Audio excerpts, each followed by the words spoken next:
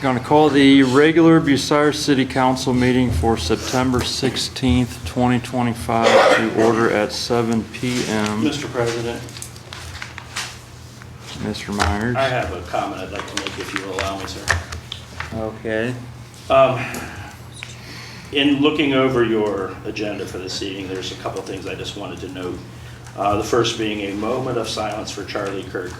While I have zero issues with a moment of silence for any person that loses their life, especially in the wake of political ideology and arguments there, I believe that it's improper to name it specifically for one person when in fact on June 14th there were also lawmakers of the United States that were murdered in Minnesota, and nothing was mentioned for it there. So I would like to just request that be changed a little bit to include a moment of silence for any person that lost their life due to political ideology argumentation. Secondly, the invocation, while our rules allow for an invocation, I believe it's improper to be delivered by a member of this body. I think the intent was to have it delivered by a member of the clergy from in or around the community. And then lastly, I see under new business, you have a resolution condemning violence in the wake of Charlie Kirk's death. Again, I have no problem stating condemnation of such activities, but in the climate that we're dealing with right now with our budget, I believe passing a resolution that would cost us money to publish is probably not in the best interest of us being good stewards of the taxpayers' dollars. So therefore, I would like to make a motion to amend tonight's agenda to remove the invocation, to remove the resolution condemning violence in the wake of Charlie Kirk's death, and to adjust the moment of silence to include all persons that have lost their lives due to political ideology argumentation. I'll second that. Okay. The very last part, you said to change what to include all? You can have a moment of silence, in my opinion, but for all persons who have lost their lives due to political ideology arguments. So you're okay with the moment of silence being on there? You Absolutely. just don't want it to be for Charlie Kirk specifically? I understand your intent, and I don't disagree with your intent. I just believe that we need to make sure we're delivering the proper message to our constituents. Well, I believe, if I can just explain why I specifically named that person. Point of order. Because we had, We have a point of order. yes, what's your point of order, Aaron? You're not to explain. You have to pass the gavel if you want to go ahead and have conversation on something, and you know this. Okay, I'm overruling Aaron Sherrick. Somebody else. I'd like to appeal. The governor of I'd like the- to appeal. You got a motion for it. You had a motion to amend, correct? Correct. And a Second. second. Call to order. Could this body please, for the sake of the city, please conduct yourselves in a manner that is not, we're in our very first meeting here with the new clerk, and Sir, this is what we're asking. you're going back to your normal ways of, I did a point of order. He overruled it. It was redone by somebody else. It's being ignored again. So that's two. So you have the appeal on the table. Yes. It needs to be addressed. okay, well okay, we've had multiple violations of the rules right now with members speaking before being recognized. Okay, I'm specifically gonna name you, Mr. Myers, Sir, I was Mrs. recognized by you. DeShawn, I always put my finger up and say, but you "Mr. weren't, I didn't President." recognize you. I Oh, didn't my. recognize you. However, you did recognize me, sir. And then more conversation happened, and then you butted back in. So, you know, we had the governor of the state of Ohio There's still an appeal specifically. on, please, sir. This, Aaron.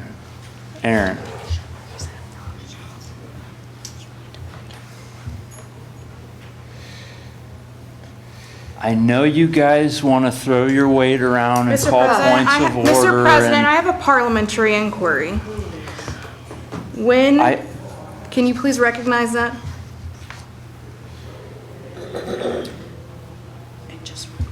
I'm overruling everybody right now.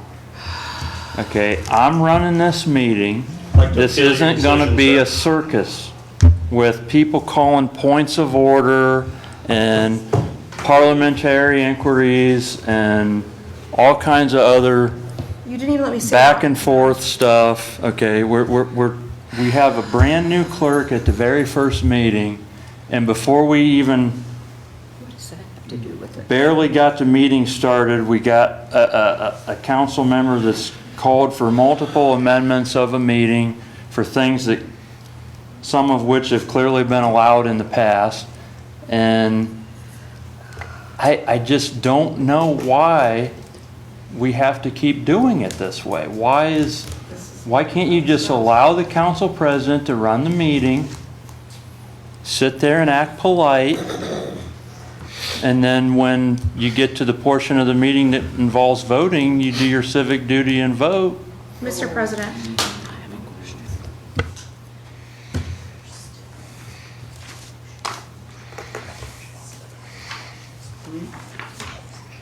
Well, I'm almost with you. Okay, so after speaking with the clerk, I know there was originally a motion put on the floor, and that hasn't been addressed yet.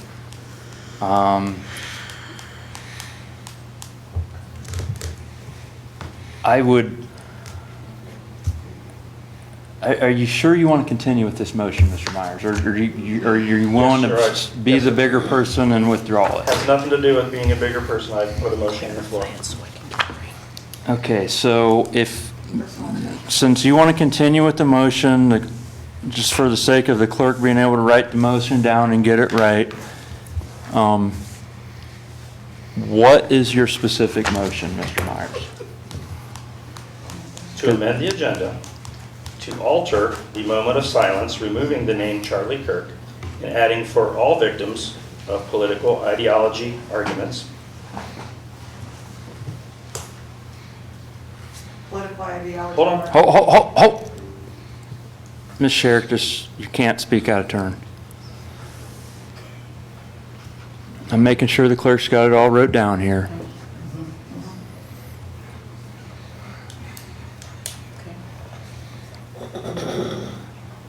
Okay, I'm gonna look at, can you pass it over here so I can read it back? What's kind of my, let me write it so you can read it then. So we're going to,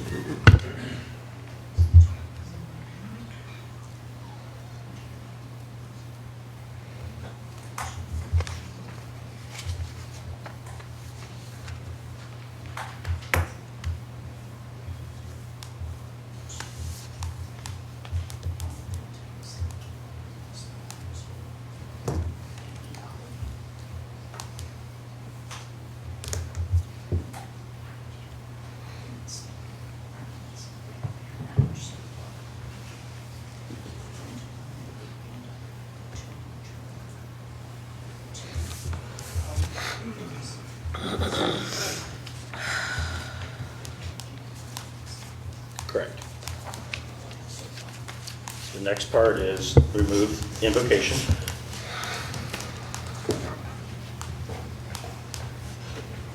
okay, And lastly, remove from new and miscellaneous business, resolution condemning violence in wake of Charlie Kirk's death.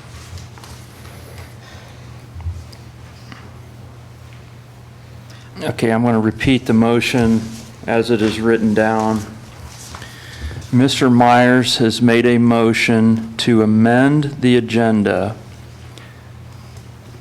to remove Charlie Kirk's name after the moment of silence and insert all persons who lost life for political ideology arguments. And then Mr. Myers also wants to completely remove the invocation that's on the agenda.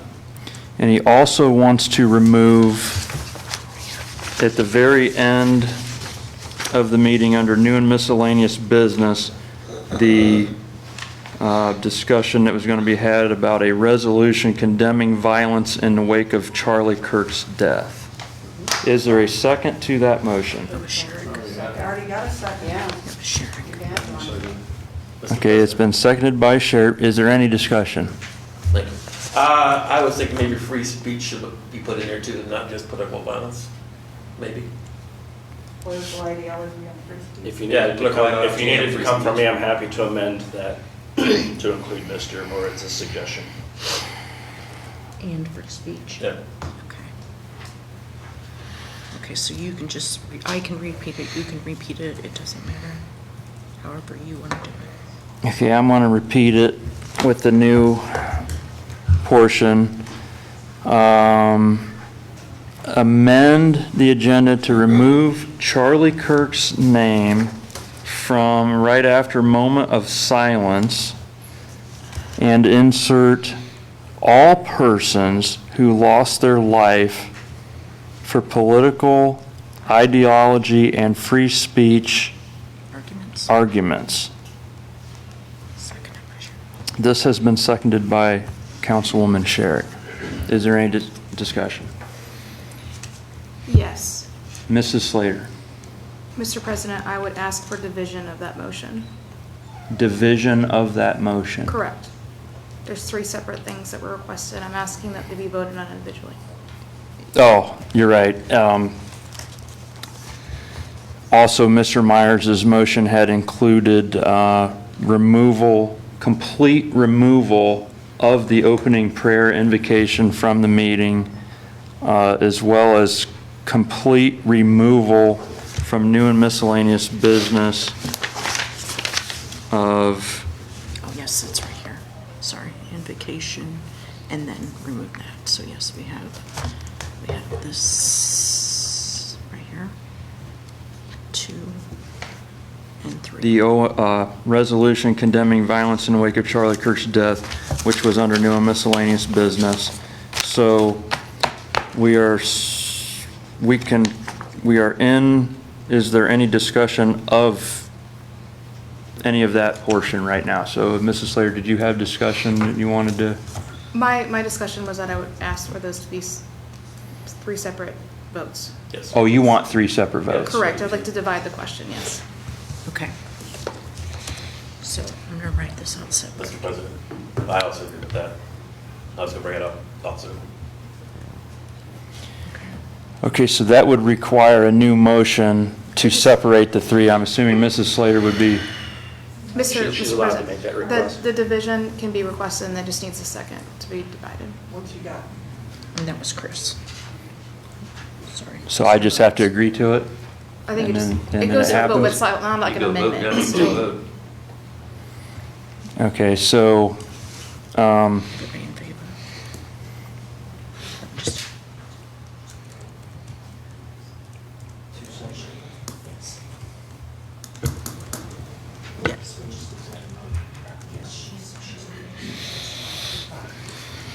okay, Mrs. Slater's made a motion to divide the 3 issues into 3 separate votes. Is there a second? Chris, Mr. That was- Whiteside. Oh, Chris seconded. Is there any discussion on the division of the 3? Seeing no discussion, all in favor, say aye. Aye. All opposed, say aye. Okay, that motion passes, so now they're separated. So now we're going to go to the very first one, which was the amending of the agenda, removing Charlie Kirk's name from the moment of silence and inserting all Victims. victims who have lost their life for political ideology and free speech Arguments. arguments. Is there any discussion on that one? You can probably drop the word arguments, just free speech. Okay, It makes more sense. okay. So political ideology and free speech, period. Is Okay. there any objection by unanimous consent to remove the word arguments? Yes. 100%. Yes, an objection. No, no Okay. unanimous consent. Vicky's objecting, or no objection? They're all objecting, so somebody's going to have to make a motion to remove the word arguments. So moved. Second.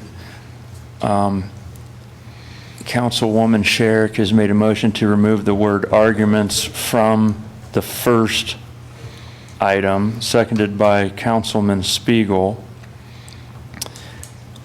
Is there any discussion? All in favor? Aye. All opposed?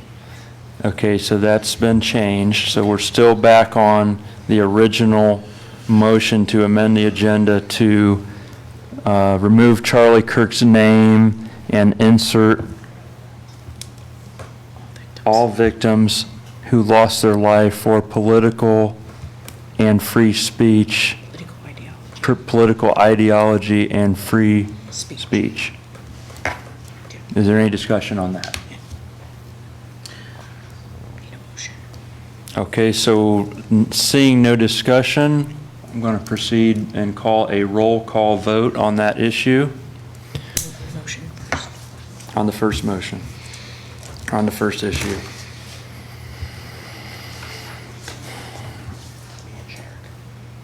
Okay, all right, so, Myers? Yes. Sherrick? Yes. Spaigel? Yes. DeShawn? Yes. Slater? No. Moritz?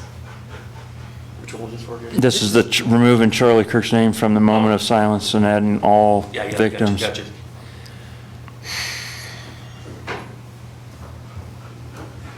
I'm gonna stay. Okay, and me is absent. So, 1, 2, 3, it still has enough votes passed, it only needs majority. Okay, so 6. Yeah. So that one passes, so that is amended, so striking Charlie Kirk's name, all victims. Okay, the next one up is the complete removal of the opening prayer invocation from the meeting. Is there any discussion on that one? Mr. President. Mr. Moritz? Can that be, I think Mr. Myers brought this up, could that be reworded to no council members or president could give it? Maybe there might be somebody out here in the audience who wants to do it today. Who knows? Mr. Stuckert, would you be willing to do the opening prayer? Because I had one pre-written out, I'd hand it to you if you wanted to do it. Motion on the floor is to remove it. Okay, it's complete removal.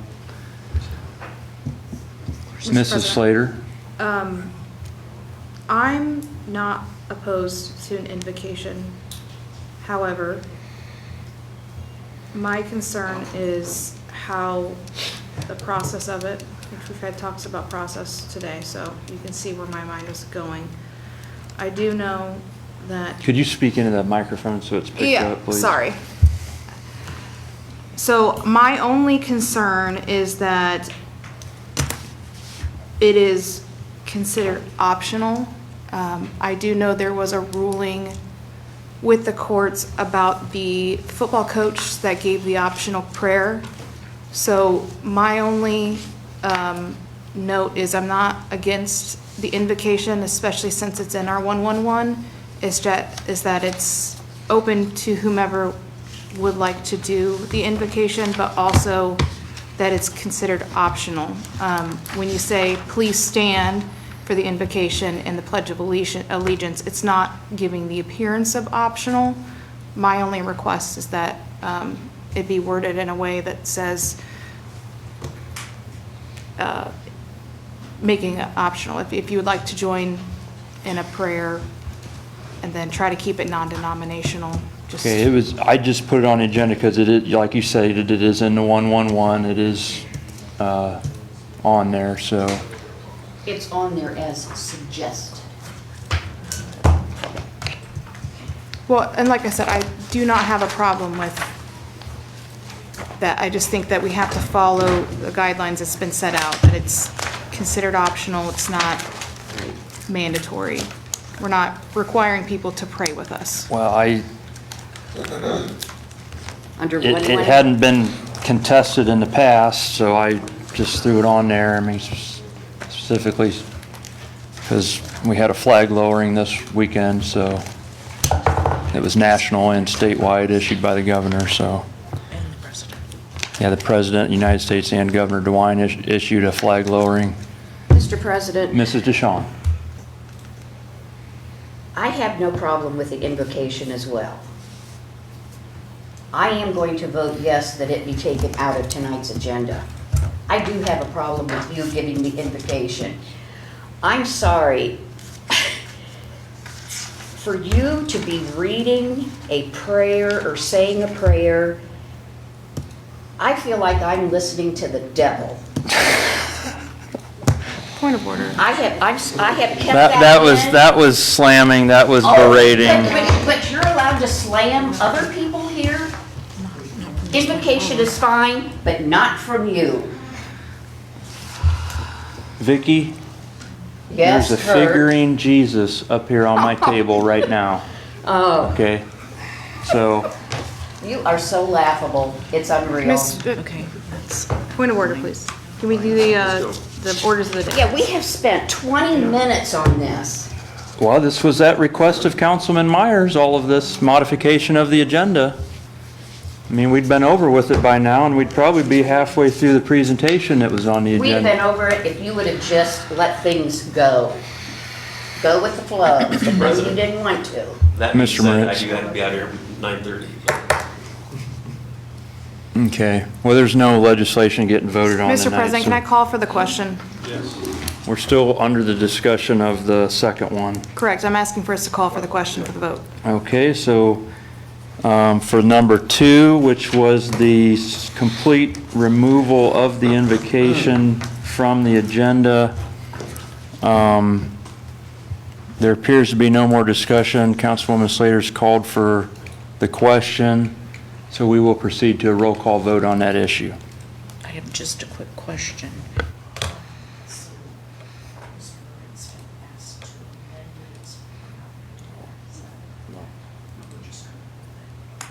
So your amendment, Mr. Moritz, you had asked for an amendment on the number 2. Nobody seconded your amendment, correct? I don't think so. Okay, so that one's died. Okay, right, okay. Okay, so we're going to proceed with a roll call vote on the number 2. Okay. Myers? Yes. Sherrick? Yes. Spiegel? Yes. DeShawn? Yes. Slater? No. Moritz? I'm also a no.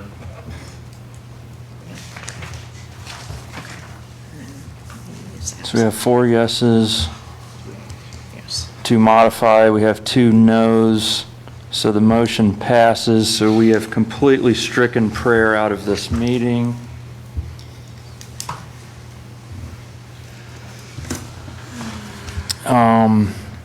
And then the third one that's up is the removal under new and miscellaneous business for the resolution condemning violence in the wake of Charlie Kirk's death. Is there any discussion on that one?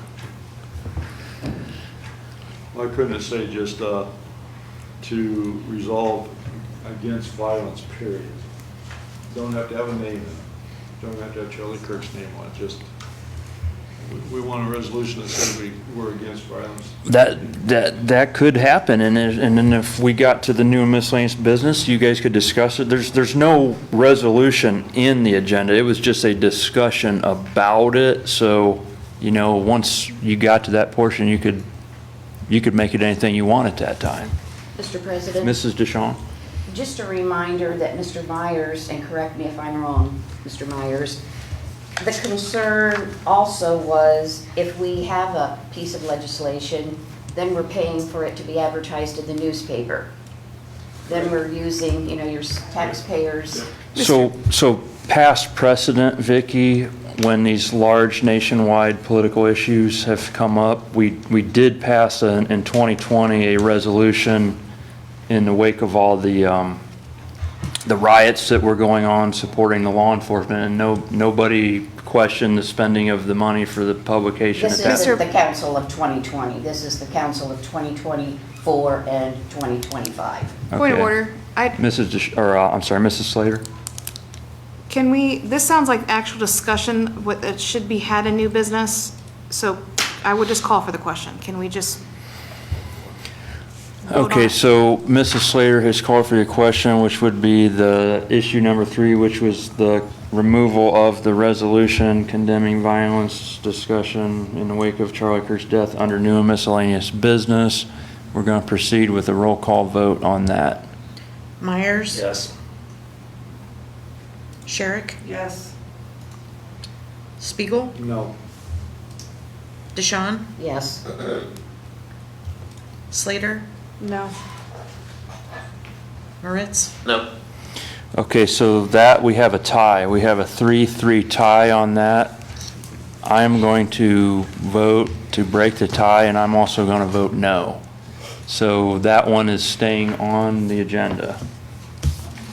Okay, so now that that is all taken care of, we're going to proceed with the modified agenda, which now has a moment of silence for all victims who lost their life for political ideology and free speech. So we're going to have the moment of silence right now.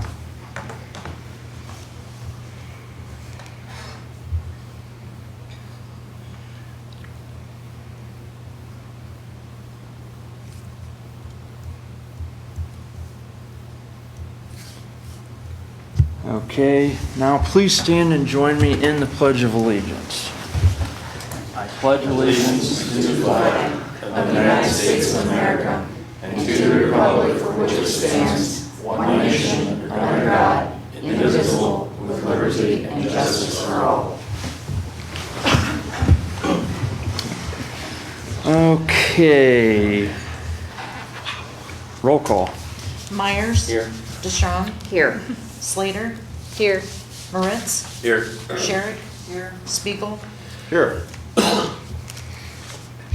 And first on the agenda, we have a guest, Mr. Lewis McMahon. Lewis McMahon. He's going to give a presentation on the wastewater treatment plant. What's that? Are we skipping the minutes?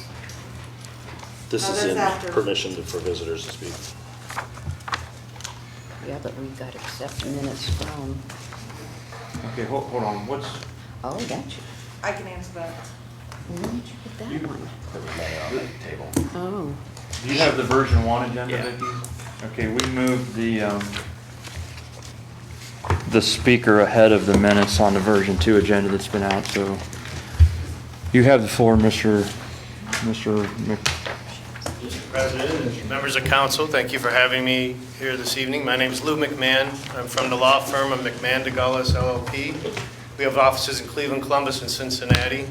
I'm in the Cleveland office, but I always say this is like coming home because I was born in Crestline, Ohio. And I'm always glad to be here. I've had the privilege of the last few months of working with the administration on some somewhat complicated issues involving the Clean Water Act and compliance. You have administrative orders with US EPA.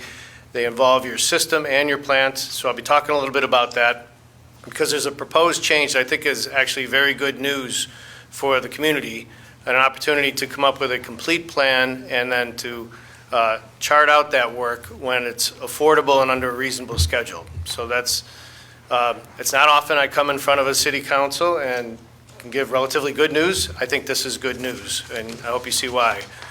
So I got about 10 slides here. I'll be brief and then be able to take some questions. If this works.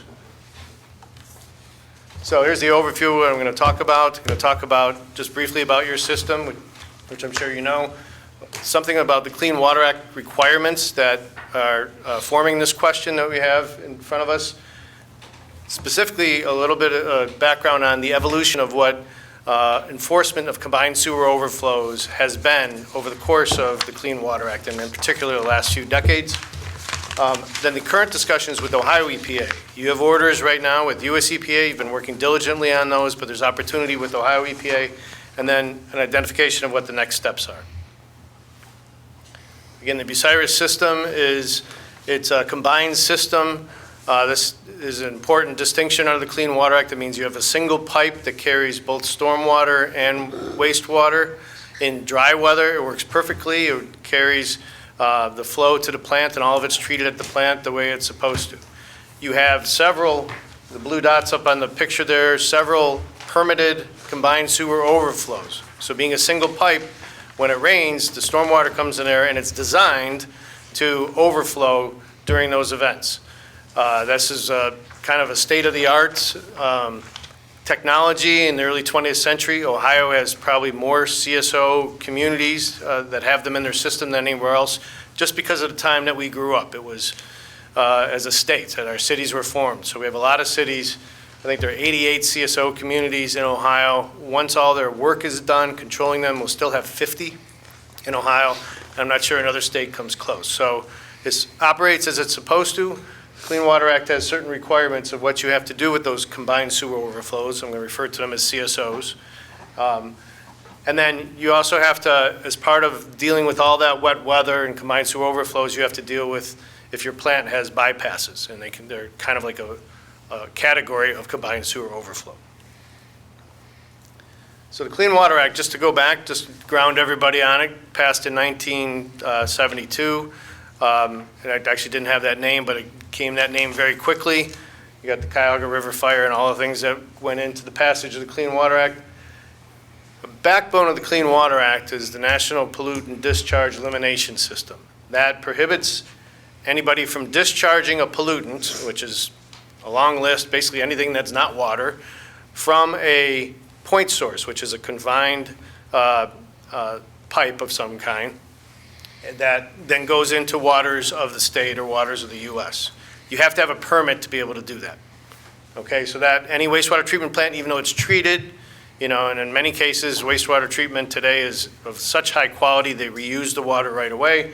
But even though you have wastewater treatment plants, you have a permit that governs how you operate that plant, what limits you have to meet, how clean you have to make it.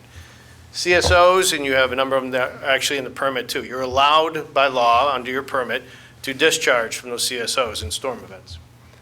Ohio EPA issues the NPDES permits, and Ohio EPA has oversight of Ohio EPA from US EPA under that program. Also in the Clean Water Act, because basically EPA didn't know what to do with communities that had these CSOs, how do we permit them, what do we make them do? In 1994, there was an agreement between a lot of the regulated community and US EPA to come up with what's called the CSO control policy. And control is a key word there, because it's the first, you see the NPDES has elimination in it. The idea is not that you have to eliminate your CSOs, which would be cost prohibitive, repiping everything or separating everything in all of our big central cities. So you have to control them. You have to control them, you have to do studies and control them to a certain level, as well as any wet weather bypasses at the plant. That requires making what's called a long-term control plan of how you're going to get there. Some minimum controls that the city's been implementing since the 90s, and then there's a long-term control plan. How are you going to bring those CSOs into what the law says is an acceptable level of control? Now, the part of that deal was the regulated community said, okay, but since we can't eliminate everything, we can only control things, your job as a state is to revise the water quality standards that are the basis for the permit, so we match them up, so that when we complete our long-term control plan, they match, right? You have a water quality standard that matches what all the communities that are investing collectively billions of dollars are doing. Enforcement of the CSO control policy, though, has taken different routes since 1994 and since 2000, when Congress actually made it part of the Clean Water Act. So that controls what EPA and Ohio EPA do in this realm of CSO control. So one of the things that came about in this implementation was you don't have to eliminate a lot of times the enforcement was, go do your CSOs. And they weren't talking to the other people enforcing about a stormwater program or the work at the plant or other issues that a community had. As the enormous expense of all these things became clear, around 2010, the EPA was starting to look at what the CSO control policy allows, which is a phased approach. You can have a long-term control plan, but you can have a schedule to do a certain amount of work, and then once you're done with that, then we'll look at the next chunk of work. Your community had one of the first phased implementations in the administrative orders that you have, but it was kind of new at the time. We've kind of pioneered this with Cincinnati's MSD's consent decree program, and we've been phasing it ever since. In 2012, EPA also said communities they're not just sewer programs.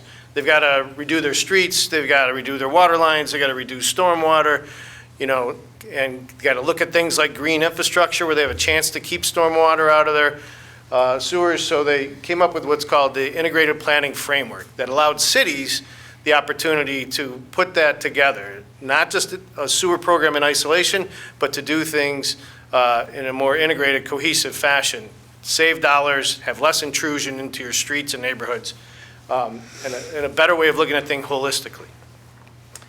A lot of approved control technologies have changed over time. Early on, there was a big push to just do separation, and a lot of communities in Ohio did that, and several of them regret that that's the path they took because it's very difficult when separation happens on public property to private property still has mixing of stormwater with sanitary, and so it's very difficult to get 100% out. The challenge when you have a separated system is if you have those sources of inflow and infiltration, called I&I, then you get a big storm. Now you've got something that's called a sanitary sewer overflow, not a legal combined sewer overflow, and you face a whole different enforcement regime. So having a combined sewer overflow that's permitted is actually a better way to go. A lot of communities have gone to strategic separation, where it makes sense to lower the flow, but not count on that as your only control method. Green infrastructure has been looked at. It was a much ballyhooed, like I said, around 2010. It works really well for small storms and for stormwater. It's very difficult to make that cost effective when you have the big storms that drive these programs and the big capital expenditures, because you have to build for the biggest storm. And green infrastructure, typically, you wouldn't know it these days of drought, but green infrastructure tends to fill up quickly, and then the rest of the big storm, it doesn't do anything for that. High rate treatment is something that wasn't really accepted about 15 years ago, and now has proven to be very cost effective, a small footprint where you treat things very quickly, and it's an acceptable level of control. That's something that actually the city's been looking at as part of the plant. And of course, storage and conveyance. Store it until the plant has capacity and get it there are the primary, some of the primary tools that are still there. All those have been under consideration. Now the city, since it's had its orders, has done lots of other work, done separation work, you've looked at I&I. So when you had the original discussions about a plan in 2010, a lot has happened in the meantime. You've done a lot of work to try to keep the river out of the system. You have a very wet system because it tracks right along with the river. Those are really important improvements that weren't necessarily built in originally when the first plan was adopted. So you had US EPA orders, and this was a phased approach. It was a good effort. First of all, these are administrative orders. This is US EPA. This is not what most communities have, which is a consent decree that's entered by a court. So you have not only the agreement with US EPA or Ohio EPA, but then the court also enters that. You do not have that. You've got administrative orders, which means the administration can change them or withdraw them. So you did phase one, that's complete. Your orders required a phase two. It did not require a full long-term control plan, it just required a phase two. And the city was very diligent about trying to meet what was required of it under the orders, which is a 50% reduction in volume of your overflow. And how do you get that? How do you most cost effectively reach that goal? There was no requirement to have a full plan. It's been in negotiation for a number of years. Whether or not there would be a phase three was not articulated in the orders. Obviously, the CSO control policies out there and said, you're gonna need probably a phase three, maybe a phase four if you have this, but that's not how the orders were put together. So the opportunity that's come up is that Ohio EPA, in looking at what was being under discussion with US EPA under the orders, said this is really a peculiar set of orders. We don't see it anywhere else, and I can tell you, I've not seen it anywhere else. I worked for Northeast Ohio Regional Sewer District, for Cincinnati, for communities large and small. I've never seen a phased approach quite like this, that's based on a percentage reduction. So Ohio EPA looked at it, and there were some permitting questions that they had, and they looked at this and they said, you know what? We'd actually like to take this over from US EPA. US EPA was the primary enforcement entity, and US EPA has said so far, yeah, okay, if you want to take it over, that's fine. So these discussions have come forward. Even though there was work done toward meeting the requirements of the US EPA orders, they're willing to step back, and Ohio EPA has said, we're willing to give you new orders. They'd be state administrative orders through Ohio EPA, and they would do a couple things. They give the city time to come up with a full long-term control plan, so that when you make any investments, you know they're not oversized or undersized. You make the ones that you know you have to do. You would have time to update your model and include all the things that have been done in the city since you originally had your first orders. You would have time then periodically along the way to be able to take a pause and look at what you could afford and not outrun your economic headlights. But you would know that what you're building is the next right things to build, and they're the right size. Overbuilding or underbuilding is just expensive, and you don't need that. And you have the opportunity to integrate that with other work that you would be doing in the city, infrastructure work. Now, you should know more broadly than that, Ohio EPA is also very active in the last couple of years doing something that US EPA is not really that interested in, and that is trying to change the water quality standards, the way I said, part of that original deal. Most states haven't done anything about it. Ohio, until recently, hasn't. They are very actively right now trying to set up some regulatory certainty that if you get your combined sewer overflows to discharging to 4 or less per year, the water quality standard will match that. So they're very active in that right now. They're trying to give communities some certainty for all the money that you're spending. So here's just a little bit different. So everybody asks, when can we be done with this? The challenge has been with US EPA. First of all, the orders that they gave you didn't really have an end date or an end goal. It just had phases that had, I'll just say, somewhat arbitrary percent reductions and didn't force or really allow the city to develop an overall plan. And then more broadly, US EPA really, there's a strong streak within the agency that says, despite what Congress said with the CSO control policy, that's just a start. We can make you do more work once you're done with it.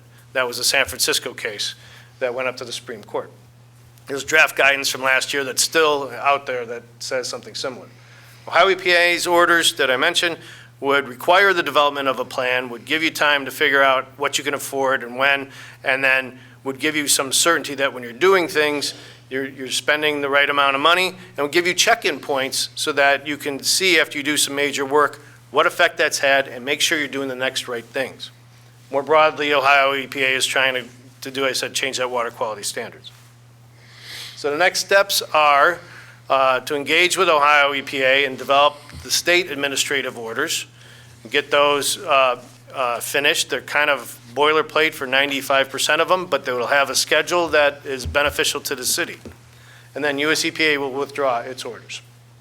In the meantime, the city, while that is underway, the city is doing some work in the system, still doing improvements, and it's very importantly completing the installation of the Tideflex gates on the overflows along the river to not let river intrusion come into your sewers, not be treating river water. That is going to be done in the near term. And then there'll be actual projects at the plant that are under discussion right now. So in conclusion, the city gets a fresh start, a fresh opportunity to plan, to not oversize or undersize, and that is very valuable, and to integrate it with other expenditures you're going to make. City's opportunity to have check-in points, so that you can afford on what schedule you can afford the next things.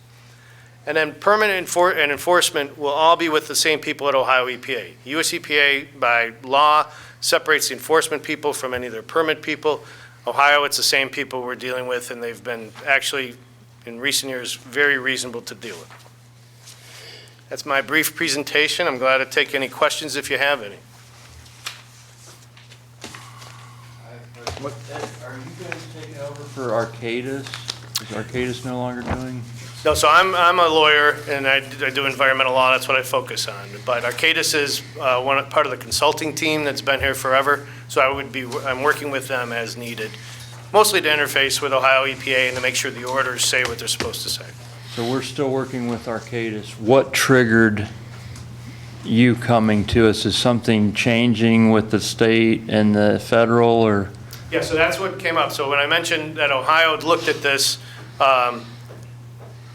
with the question, there was a permitting question related to what was being discussed with US EPA, specifically, I believe, to the high rate treatment. That's when I got involved. And the more US EPA was involved with it, they said, wait a second, the more Ohio EPA was involved with that permitting issue, they looked at the whole orders and the situation. They said, we think Bucyrus needs to have a whole plan. And so I was involved with the permitting issue. I spend about 75% of my time working with communities that had, for long-term control plans or dealing with Ohio EPA. So I will help fill that role, but still Arcadis is going to be, and others are part of that team as to the technical side of things. Mr. Myers? So what does this mean for the plans that we have or had for our new wastewater plant? Are they moving forward? Are they scrapped? Where's that stand? I would say they're on hold right now, given the opportunity. I guess Ohio EPA's primary question was, are what you're building big enough? Or is it going to be too big? Are you going to have to build something? Would it be more efficient if you had a whole plan for your whole system, all the CSOs, to transport more to the plant and build something bigger than what you have? We wouldn't want, basically said we want you to touch things once. So they're on pause, if we get these orders, for an opportunity to recalibrate the model and then make sure it fits within the most cost-effective overall plan. So for now, all the plans at the plant, the whole thing of the HRT that was sized a certain size and other improvements are on hold. There are other plant improvements that are going to happen in the meantime that will upgrade the plant, but building like the big high rate treatment and the other things is on hold for now. Mr. Spaigel? You said you wanted to get CSOs down to 4 vents, right? How are you going to get 17 down to 4 vents? Well, Ohio EPA, That's I said, impossible. Ohio EPA has not, says they want to get things down to 4 events. The CSO policy says to a reasonable level and to meet water quality standards. The CSO policy actually says from 4 to 6. But there are communities in Ohio that some places have 10 or more than that in a typical year event. So that is, I'm just saying that's Ohio EPA's goal, and that's where they're focused in this rulemaking. It doesn't preclude communities that have higher overflows or maybe a less level of control of also pursuing that, but that's where their focus is right now. That's what I was referring to. Does that, the higher ones, are they on a bigger river? Because we're at the start almost of Sandusky River. That's our downfall. It dumps into that, and 17 is not a good CSO. Something needs to be done. A high rate system needs to be put out there at that system, I think. Well, that's beyond you, but. And that's what's going to be evaluated now. Is there any way, is it more cost effective, to build conveyance and have 1 high rate treatment? Do you need 2? Do you need storage out there and then bring it here? Those are the things that are being evaluated, will be. And Ohio EPA is willing to give time to make sure that full evaluation is done so that the city's comfortable and they're comfortable you're getting the best bang for your buck. So is it possible that the high rate system might, if it looks feasible and that path is going down, we may do less separations throughout the city? Well, that's something that'll be studied. I'll just say as a general matter, what I've seen communities do, would you be able to separate and then downsize these?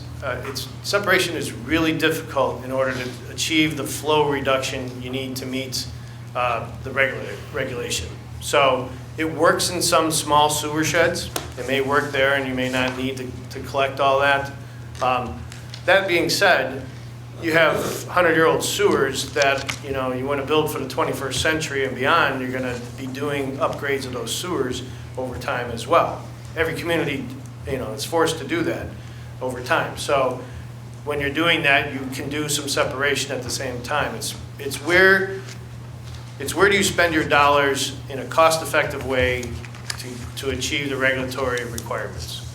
That's what the plan has to look at. Mr. Myers? I'm not sure when this was all finalized or decided or discussed. I'm a little upset that as a council member, it's sprung on us at the exact same time the public's learning about it. I'm not coming to you for that, but I think it's ridiculous. My point, or my question is, everybody in the public that's just now learning about this is going to be coming to us for questions, and I'm trying to think of the questions they're going to ask, and the first one that pops into my mind is the money that we have already spent in the planning of now the plan that you say it was on hold. Did we lose out on that money? Is everything that we did still going to be useful? Do you know the answers to those questions? I'm sorry, there's nobody here from the administration to answer these questions. It's ridiculous. Well, let me just say, it is very recent that this opportunity has come up, like within the space of the last 3 weeks to 4 weeks. That's So, 3 to and 4 I'm not weeks cer- that we weren't told anything. But I'm just saying, it was within that time frame, and I think this may be the first council meeting since, that. I don't know. Okay. that, But, I apologize. I don't mean to come at you like that, but it's That's fine. frustrating. In terms of, was it wasted what you did? I don't believe that is the case. That is good engineering that you have. Okay. It may be that you need a bigger HRT, but HRTs can be built modularly. As long as you have the right footprint, that you can add on to them as you need them, that's not an impossible situation. In terms of the plant improvements, what sequence do you do those? One of the important things that Ohio EPA wants to know is what's the appropriate level at your plants, that there's a cutoff that would go to the HRT, or beyond that would then bypass. It would be a legal bypass at that point, but they want to see a more complete justification of that. Okay. Again, the work that was done for a specific target in the orders, and they were unusual orders. The goalposts kind of got moved. It's like the goalpost was on the 50-yard line, they were kicking sideways. Yeah. So it's not like, it's not like any other plan I've seen anywhere else in the state or across the country. So it was good work, and it was work that's done. It's going to be usable on the engineering side as they develop this. You have a model that just needs to be recalibrated, so you make sure you have the flows correct, especially after you get the river intrusion out of here, out of the system, so you know exactly what size you're building things for. But the general engineering that was done is excellent. Ohio EPA recognized that. Might I ask Tim one quick question? Is that all right, Mr. President? Yeah, I was just going to ask if he wanted to pipe in. Yeah, my one question, if you want to expound on it. He says everything's on hold. Any guess when people start asking us? Yes, Tim Wood, wastewater treatment foreman. So any guess when the public asks us how we answer this question? Do you believe this to be on hold for days, months, weeks, years, It'll be- decades? I mean, to get the orders with EPA, it's going to take probably a couple, when he says recalibrate the model is, it's flow meters in the system, and then whenever it rains, the meters kind of say how the system's reacting. So then we put in new gates at the rivers, so that we don't get the river intrusion, so then now we have to recalibrate the model. So we're stepping back and recalibrating the model. I say it's probably negotiations with Ohio EPA for the long-term control plan a year or two probably. I would actually say it's probably less than that to get new orders and get the US EPA orders withdrawn and the new orders put in, because the orders are going to require the plan. So it could be a half a year, but in the meantime, the engineering folks are figuring out the work plan for, the challenge with metering is you put meters in the ground this week and past month, and you're metering nothing. The rainy season is in this winter. So the plan is we're still going to build something. We just don't know what we're going to build at this point. Correct. And Okay. the engineering, no engineering was done for your earlier question.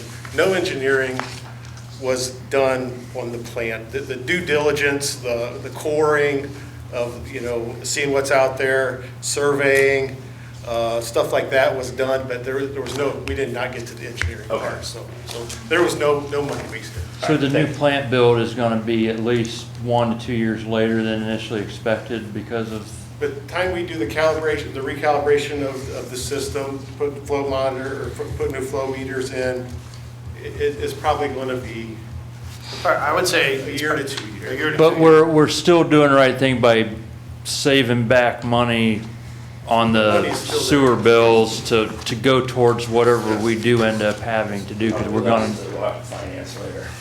Yes, yes. That money is not being spent, that money is being banked. Mrs. Slater?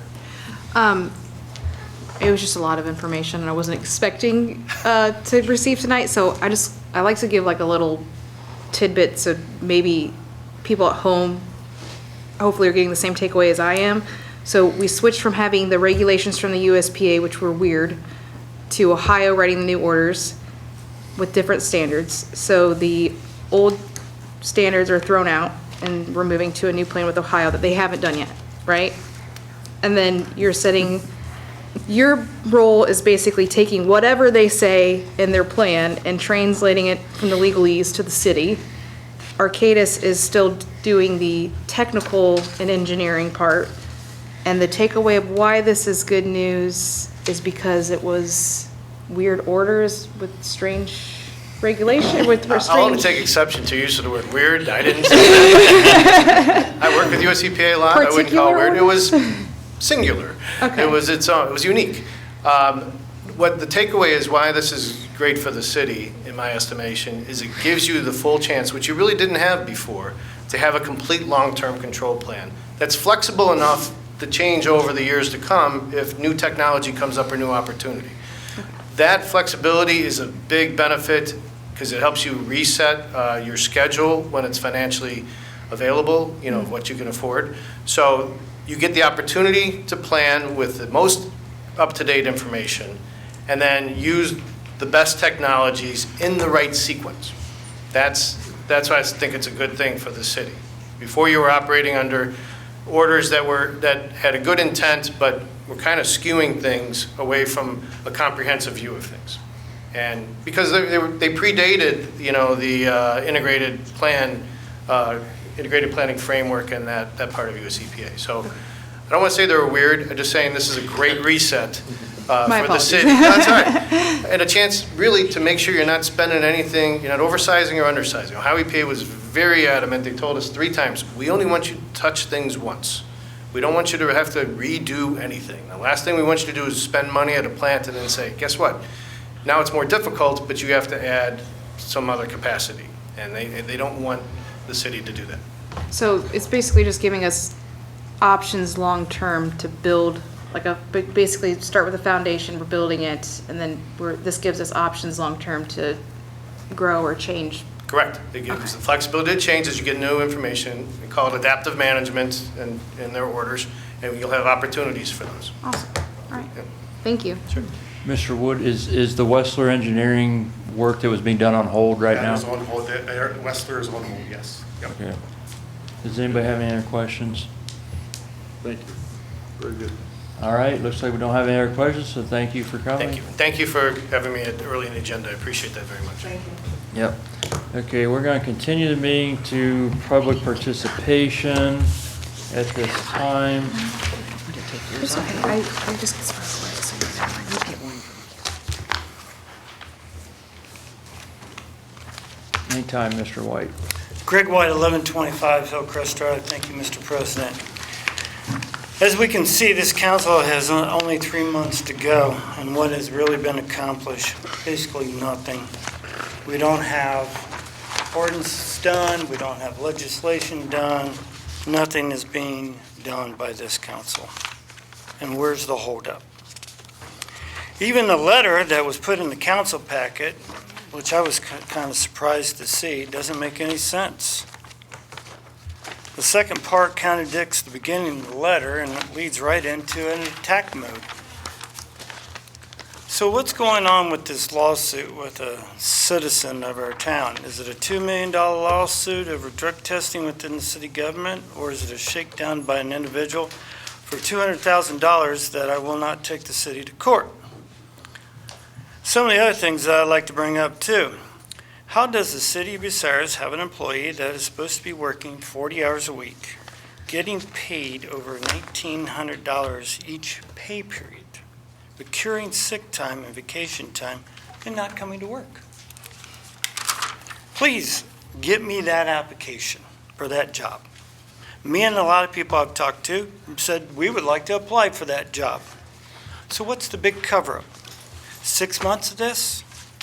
Could there be some fleecing of the taxpayers' money or even fraud being committed by elected or appointed officials? We don't know yet. So another thing is too, is someone stirring up things in the council clerk's office already? It's not even the second week, and are we starting to have problems and issues already with certain people? Holy good grief. I didn't like the comment that was made that we should go with the flow. We have rules and regulations. We have 111, we have the rules of procedure, but they're not being followed. Everybody wants to overtalk everybody. Everybody wants to run their own agendas, which that was actually in the letter too, about agendas. So why does everybody have such a beef about not following the rules? The other thing too is, I can't stay too long tonight. I wanted to hear this presentation, but I have another commitment. And the other times I haven't stuck around is because I had another commitment. I have training to do for my other position that I do, that I serve the citizens of a township. Yet some council members want to make comments about me, but that's okay. But it's all on record of those meetings. Remember, you can't take back what you said or did. And if you feel guilty about my general comments, oh well. I was told by a certain person in the community, if the shoe fits, wear it. On the letter that I was issued by the Bucyrus Fire Chief on the public records request that I made about the fire department, does the fire department enforce the state fire code? And where are the official inspections or paperwork filled out on the vendors from the Bratwurst Festival? There is none, as I have been told. Why?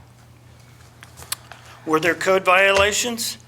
And then in the letter too, why do fire personnel have to ask the Bratwurst Committee if there was a problem? My God, who's in charge? Was the safety compromised for the citizens and the visitors of the city? Who knows? Most of all, could there be some ethics issues between the fire department and the Bratwurst Festival? Now, I will say this, and I'm going to use my First Amendment. Mrs. Deschamps, this I can address to you directly. Under my First Amendment rights, I am issuing you a cease and desist order against you. Do not refer to me as your neighbor in any context, shape, or form or manner ever again. I am not your neighbor anymore.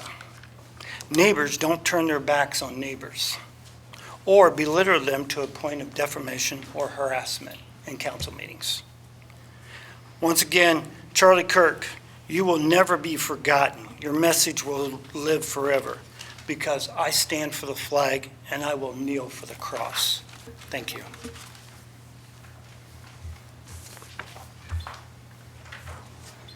Public participation, if anybody else would like to come and address council.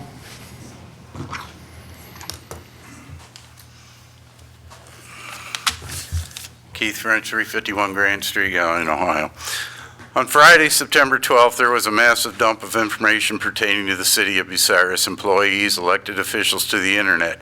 This dump contained confidential information of the city of Bucyrus inner workings. The information also included personal information, medical information of hospital visits, death of family members, travel itinerary, and doctor appointments of city employees and elected officials. This type of information, as you know, is protected under both state and federal laws.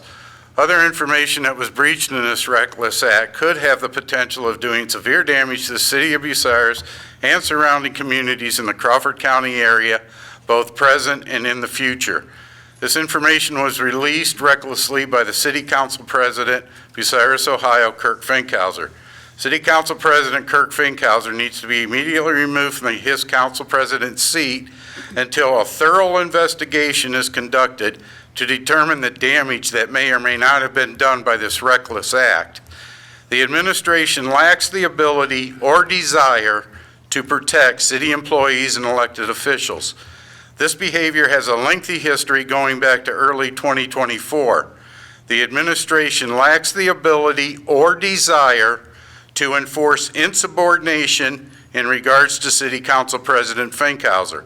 This was recently demonstrated in an email with clear and decisive language that oversight of information being released to the public via Facebook needs to be reviewed by other administrators so that this type of breach could not occur. The administration lacks the ability or desire to enforce confidentiality agreements, as demonstrated by this reckless act, and cannot protect city employees, elected officials, or city communications from exposure and harassment. This type of activity demonstrates that the city of Bucyrus needs to immediately remove the city council president before any more damage could occur by these reckless acts. I have to ask you a question. Did the conversation between you and Chief Dorsey take place about you paying overtime to process your records request? Did that conversation even occur?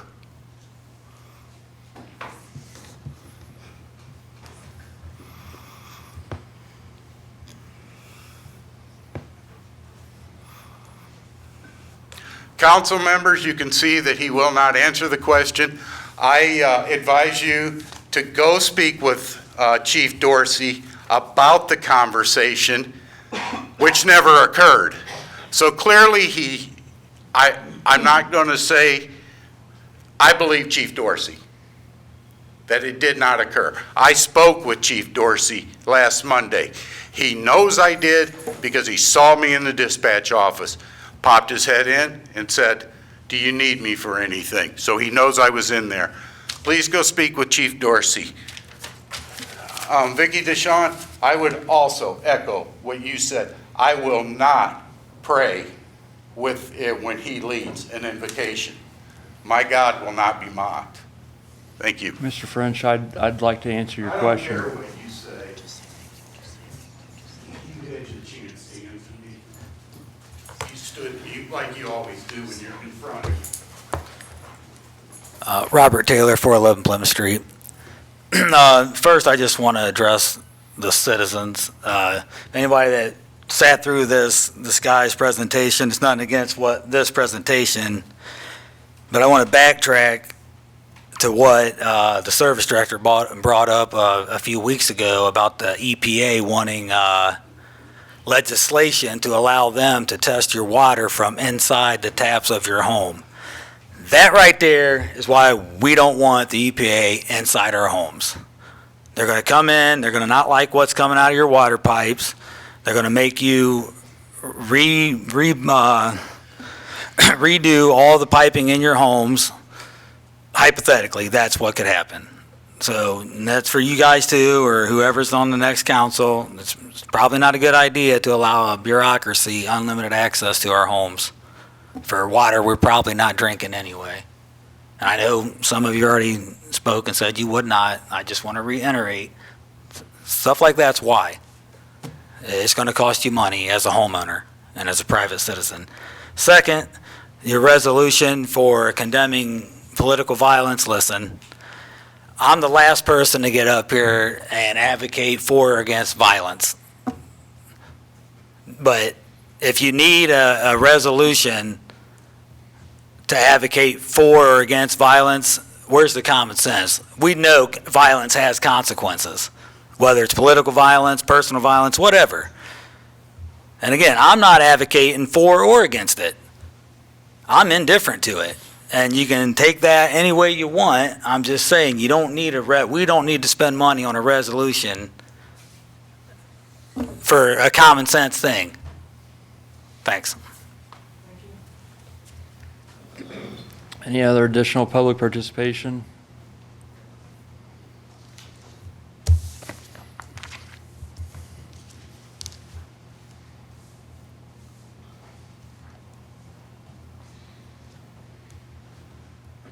Gary Daiber, 1928 Marion Road, Bucyrus, Ohio. I'll be the first to admit that I'm not perfect, okay? This last week was a real took me back a long ways to what our country used to be like. When we sat at the dinner table together and ate together, we spent Sunday afternoons together, so on and so forth. You guys know what it was all about. This real world has really changed, not for the better. So with that being said, I feel it is my duty tonight to announce that I am running as write-in candidate for Ward 3. I'm running on life's long morals instilled on me and also based on common sense. If elected, I will assume a seat on our city council in the highest regard and diligently work for the city of Bucyrus. For those that would like to know more about where I stand on issues and ideas, people can DM me. Thank you very much. Thanks, Gary. Putting your name out there, bud. Any other public participation?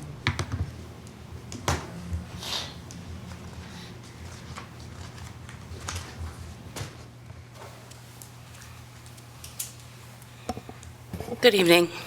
Alena Fox, 401 Ridge Avenue. I'd like to encourage everybody to register to vote. Today was Register to Vote Day. So you can easily do that from the comfort of your home on your devices by going to vote.gov or ohiosos.gov. And that can be updated also at our Board of Elections in the lower floor of Crawford County Courthouse. And if you see me out in the community campaigning as a write-in candidate for the City Council of Bucyrus, I also always have registration forms with me on a clipboard that you can fill out there and either turn in yourself, or I'll gladly take them to the Board of Elections, or you can mail them. I would also like to thank the Crawford County Suicide Prevention Coalition. The successful event of the walk last Saturday was great. And part of my life of community service has been since I was 10 years old. I've been participating in community events like that to make our city better, to make my world better.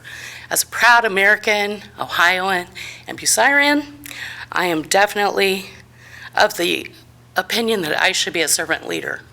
I should lead by example. And so I have 10 little two-letter words and a nice phrase that I'll quote from a 92-year-old man, unnamed as I know it, but this quote was told by the Arizona Secretary of State, Adrian Fontes. And the sentence states, "If it is to be, it is to be me. I have to do the work. I have to believe. I have to promote it. Otherwise, will it ever happen? Who knows?" I'm tired of a culture of negativity, ill will, and lack of productivity. And as such, I continue to call for the resignation of Kurt Fankhauser as Bucyrus City Council President, because I don't care how few days we have left. I want this culture to improve and our city as a whole to be better. So get out of the way and let other people do it. Thank you. Mr. Myers. You care if I just take it? Could I pose the question? Go for it. Question for the law director. I don't proclaim to be a lawyer, and I don't know how this pans out, but I do know that in broadcast laws, that if a candidate is allowed time to speak, then their opponents have to be offered the same amount of time, because we broadcast on Facebook and YouTube, and because we are on FreeWire.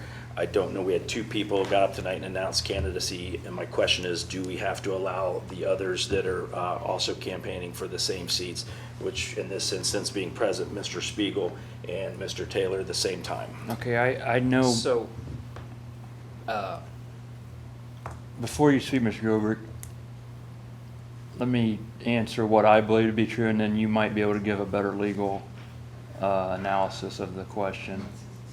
Take it away, I guess. So those broadcast laws, those pertain to, from what I believe, and maybe Mr. Gobrick has additional on this, those pertain to over the airwaves, like traditional, the television broadcast, because in theory, there's only so many radio frequencies, there's so many TV stations.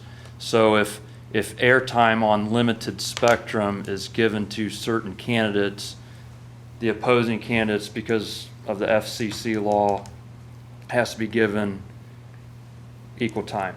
Now, this platform, this city council meeting, is not broadcast on an over-the-airwave traditional TV spectrum. It's broadcast on internet, which theoretically has unlimited bandwidth capacity. So anybody else can, create their own internet platform and send out their messages too. So My other question, are we still on the public access channel?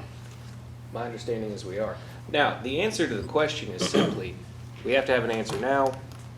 In fairness and to be safe, we should provide equal time because that is the law. So if the other candidates present would like their equal time, they should be able to have it. okay, I'm going to err in the side of Mr. Gobrick just for the sake of, erring in, because I'm not sure if that law specifically applies to closed circuit cable TV networks as well. But in the absence of further clarification, I think erring on the side of it would be okay. So if Mr. Spaigel, if you'd like to be given 5 minutes to go to the podium and announce your... Oh, yeah. I just didn't know where you want to do it from. I would just say for fairness sake, maybe not speaking from his chair. I'll get to speak. I don't care.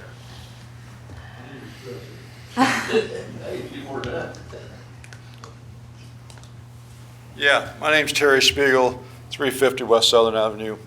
I am also a write-in candidate for Ward 3. I was appointed to this job when Mr. Hickman had to resign, and I feel that it was my duty to go ahead with another term on this. So I feel I do a good job when I'm here. So I don't always talk, but I vote the way I feel I need to. So that's all I have to say on it. My name is write-in. You spell my last name Spiegel, just like the catalog was back in the old days, and which isn't around anymore. So thank you.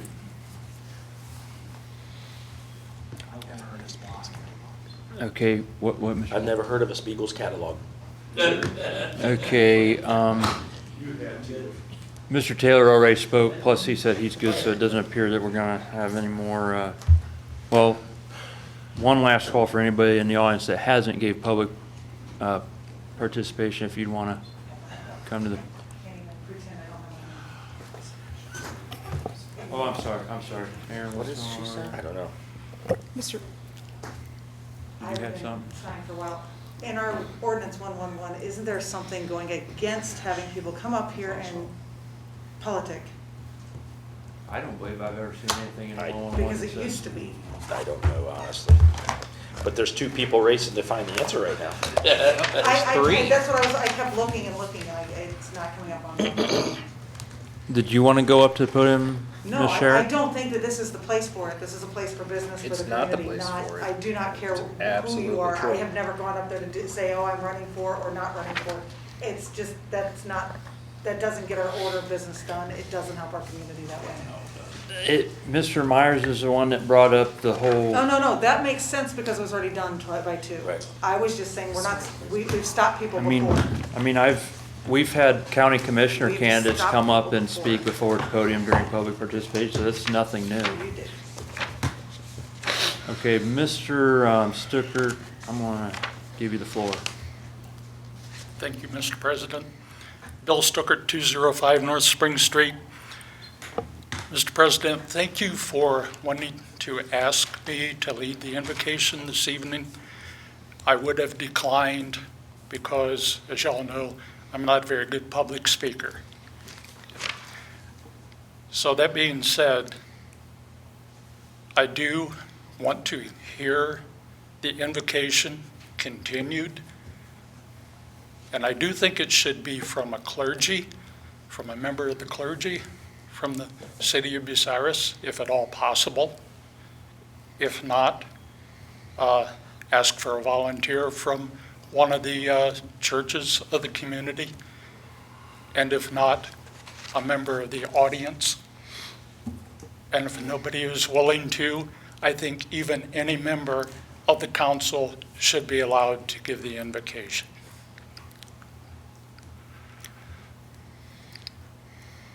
I think it's very important. We stand, we say the Pledge of Allegiance to the flag.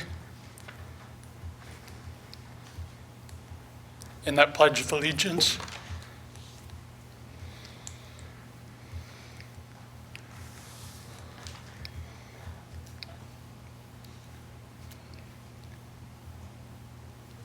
we have the word God in the Pledge of Allegiance.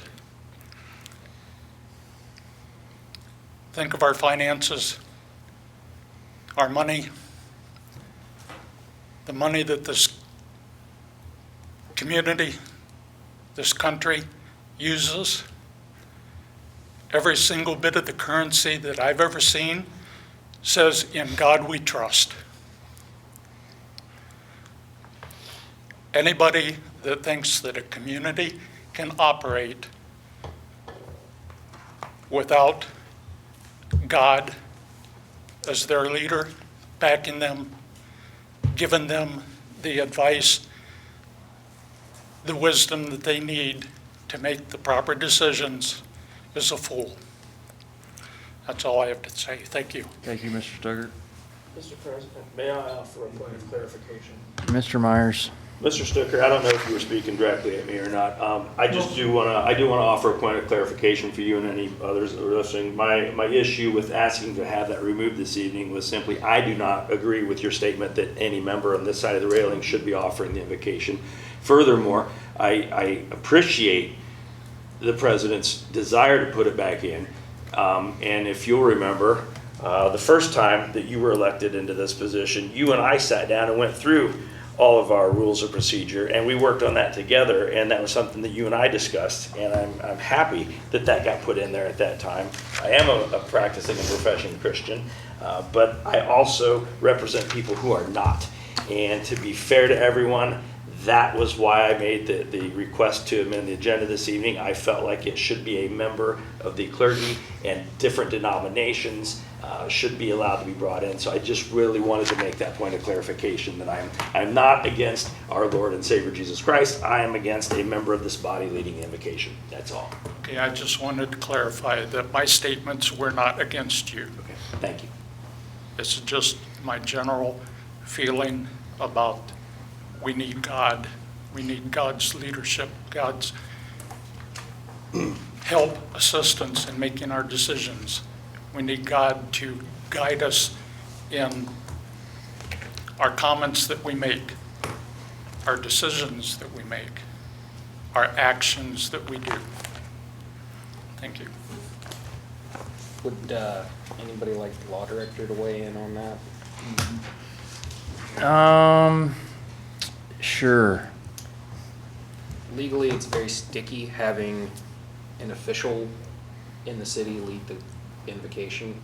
It should not be up to, shouldn't default to anybody on council or the council president. The supporting case law on that is going to be Town of Greece versus Galloway is the controlling law when it comes to that.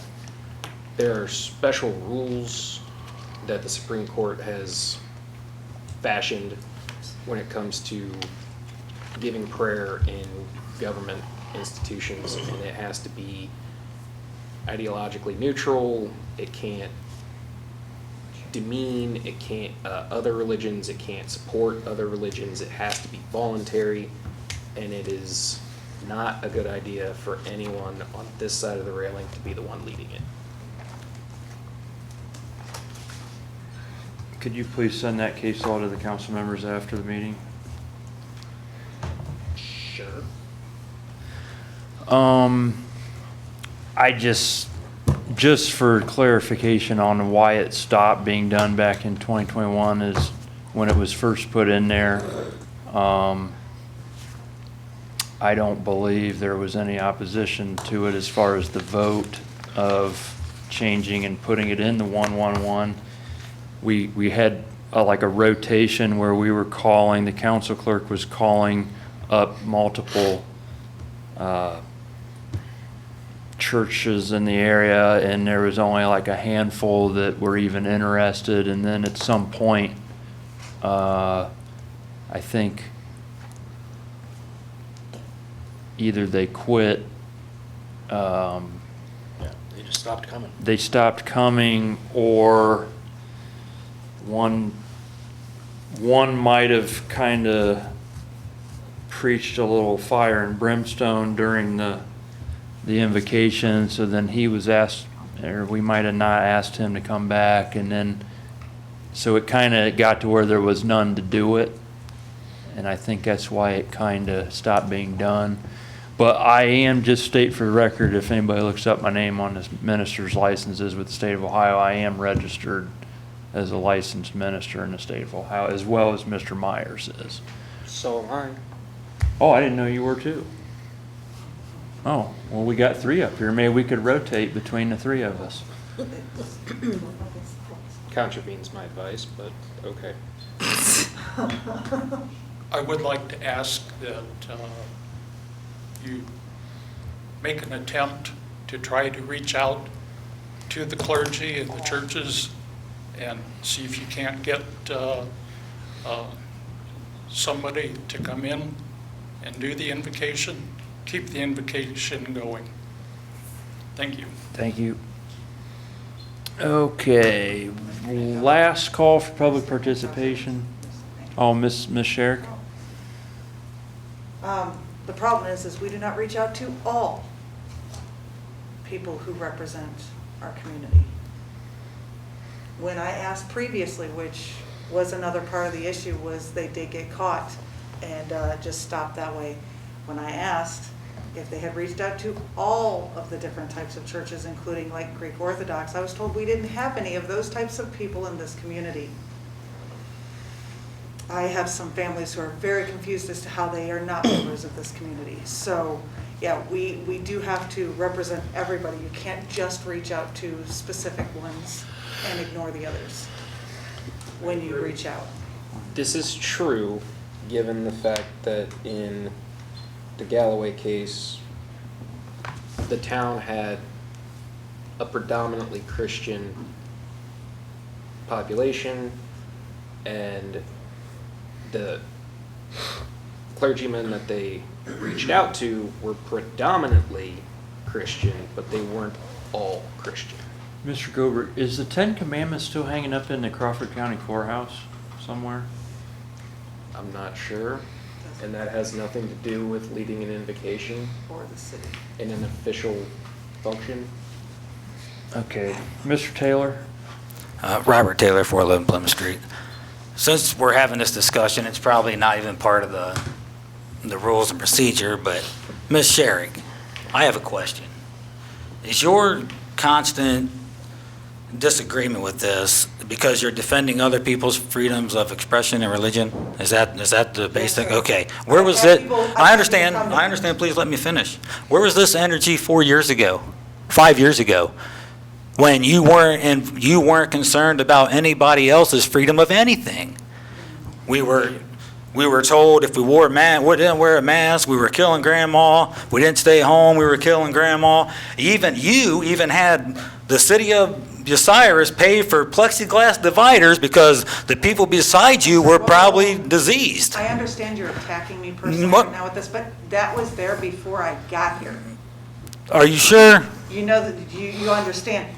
I can Ms. Yocum specifically answer left. that question if you'd like, if you'd both Ms. like. Yocum- I would like the answer, yes. Okay, so Ms. Sherrick came to me during COVID and was concerned of, what do you call that? The distance between people sitting. Correct. And my answer to that was, I personally, out of my own money, I ordered the plexiglass dividers it wasn't paid for with city money. Well, that's And good to know. I came in and I had it sit right there around Erin's spot so that she was protected. And then I think you removed them. I never even touched. Well, Aaron, I apologize for that portion of it. I was wrong, but the rest of it I don't, because I do distinctly remember some things that you and your mother said to me about not wearing a mask and not staying home. So I just don't understand the energy being against the prayer because it's defense of other people's freedom of expression and religion when you don't have that energy for the other constitutional rights. I still think that it's very important to take other people's health into your concerns as well. Okay. We are going to move on. Did you want to be excused from the meeting, Mr. Moritz? 9:30. Oh, okay, we got an hour. I thought it was 9:30 now. It feels like 9:30, I know, but. Okay, we're going to move on to the accepting of the minutes from the July 15th, 2025 special council meeting. Those minutes are before us here. I'd like to make a motion to approve as presented. Mr. Myers has made a motion to approve the minutes. Is there a second? I'll second it. Is there any, seconded by Mr. Moritz. Is there any discussion? I will point out that there's a number of errors in the minutes. The errors being the naming of who made motions, who seconded motions. Okay, so here's what we're going to do. Mrs. DeShawn has brought up that there's errors with who made motions and stuff like that, which is critical stuff pertaining to minutes that are required to be accurate. The city possibly may have gotten in trouble with that in the past. So in light of this, I'm recommending that we pull these and we will bring them back. We will bring them back at a future meeting. Mr. President? Mrs. Slater.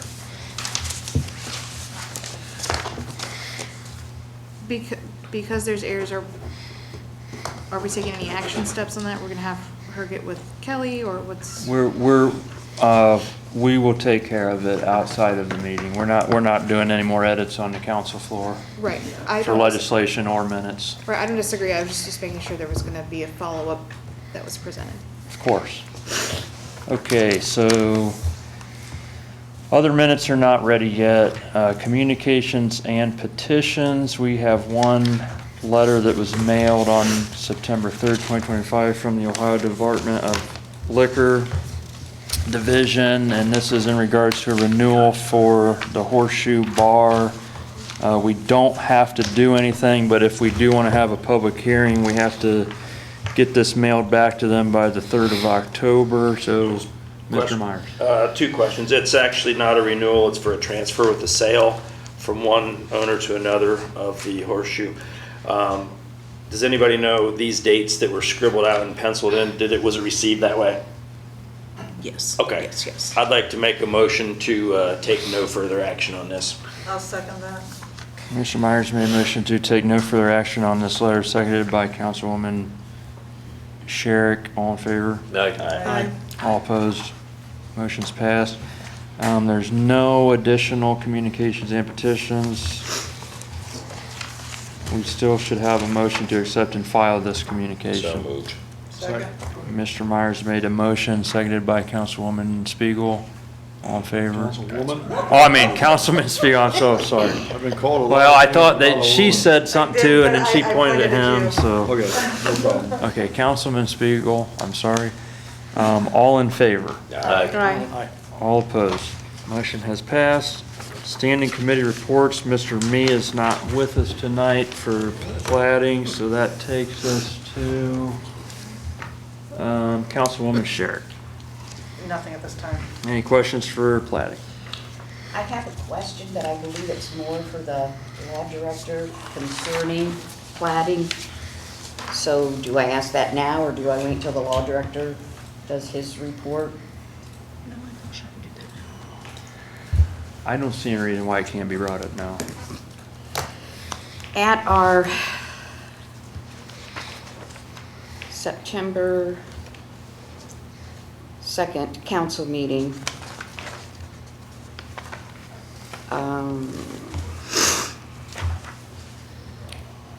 We had requested legislation, emergency legislation for the Avita. The rezoning of those 3 lots. That legislation was never,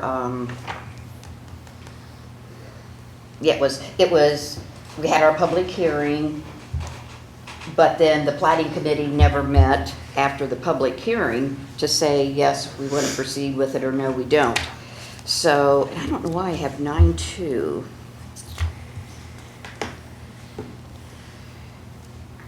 No, this would have been at the 9-4 committee meeting. Yeah, 9-4 committee meeting, where we moved that we requested the law director to prepare emergency legislation for amending the official zoning district map to rezone permanent parcel numbers, and that was requested for our next council meeting being today. And I notice we don't have that on the agenda, so may I ask the status of that? I was told to have it ready by Thursday. I'm pretty sure I sent this one, but I was told yesterday to have it ready by Thursday. And who asked for it to be ready by Thursday? Jim. Okay.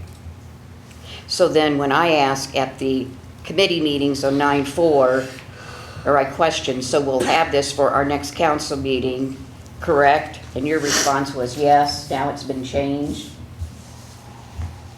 Was told to have it for Thursday. Okay. Did you send it, or has it not been sent? I believe it's been sent. Did you just send it to Jim? I can look. Is it possible that you could send it to all plating committee members? Then that way, between now and Thursday, we have an opportunity to look at the draft to make sure that it's okay. Sure. Thank you.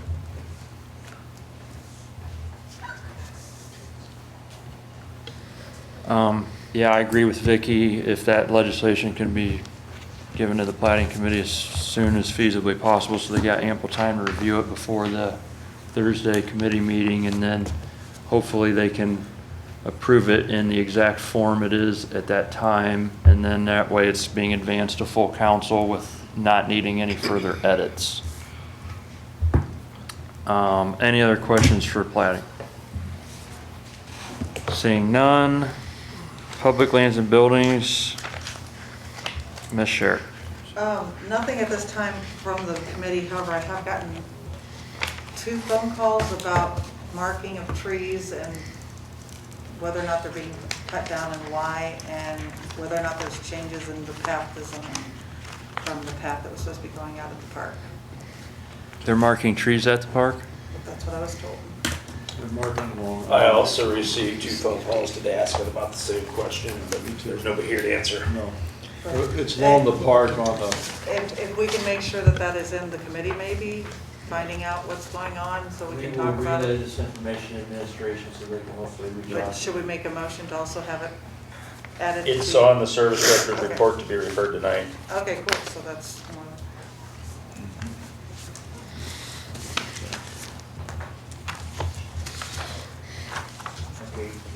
Kelly's gonna, or the council clerk's gonna find this out, and she's gonna get in touch with the council members when she finds out Thank you, Kelly. the further details. Any other for public lands and buildings? Seeing none, health and safety, Mrs. DeShawn. Just a reminder that at our August 21st, 25 committee meeting, Mr. Goldberg, you know, you said that you would email to me copies of the latest drafts for Chapter 381, Chapter 711, and I had not received those.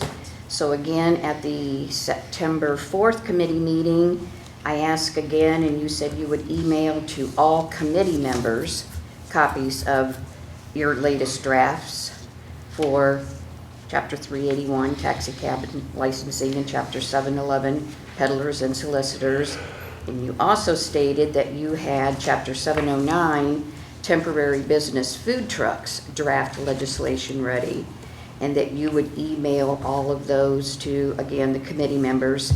We still haven't received those draft copies, or at least I haven't. Correct. So, I mean, this is,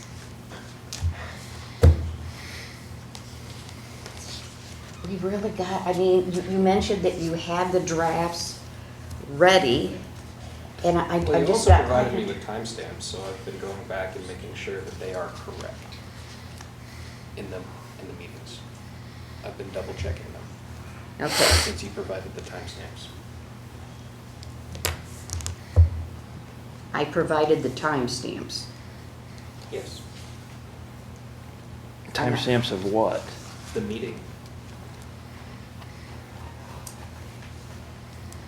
Well, there should be plenty of time between now and a Thursday meeting that, Mr. Gilbert, you can get your proposed legislation to the committees, and then I'd like to start seeing these committees voting in their committee to advance the legislation as is towards full council so that it's done and there doesn't need to be any more edits, because I don't want to be doing these edits on the council floor with legislation in the future.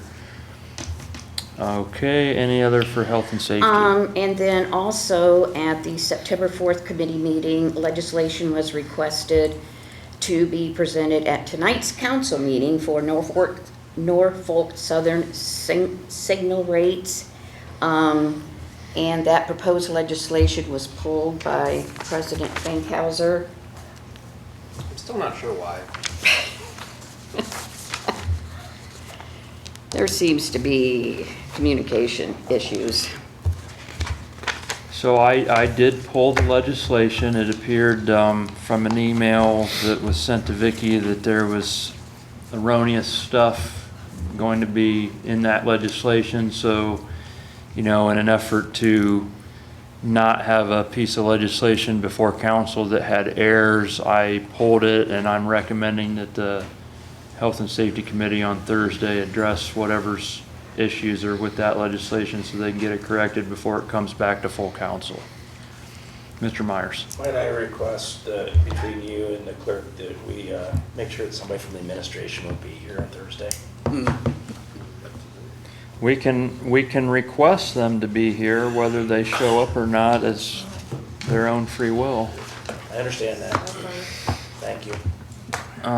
Any other additional for health and safety? No. Okay, moving on. Oh, Mr. I'm gonna Myers. jump back in here.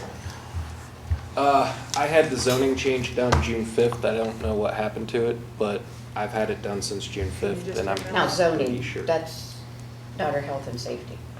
No, I'm answering your question about platting. The zoning Oh, that is changing urban residential to general business for Avita. I've had that done since June 5th.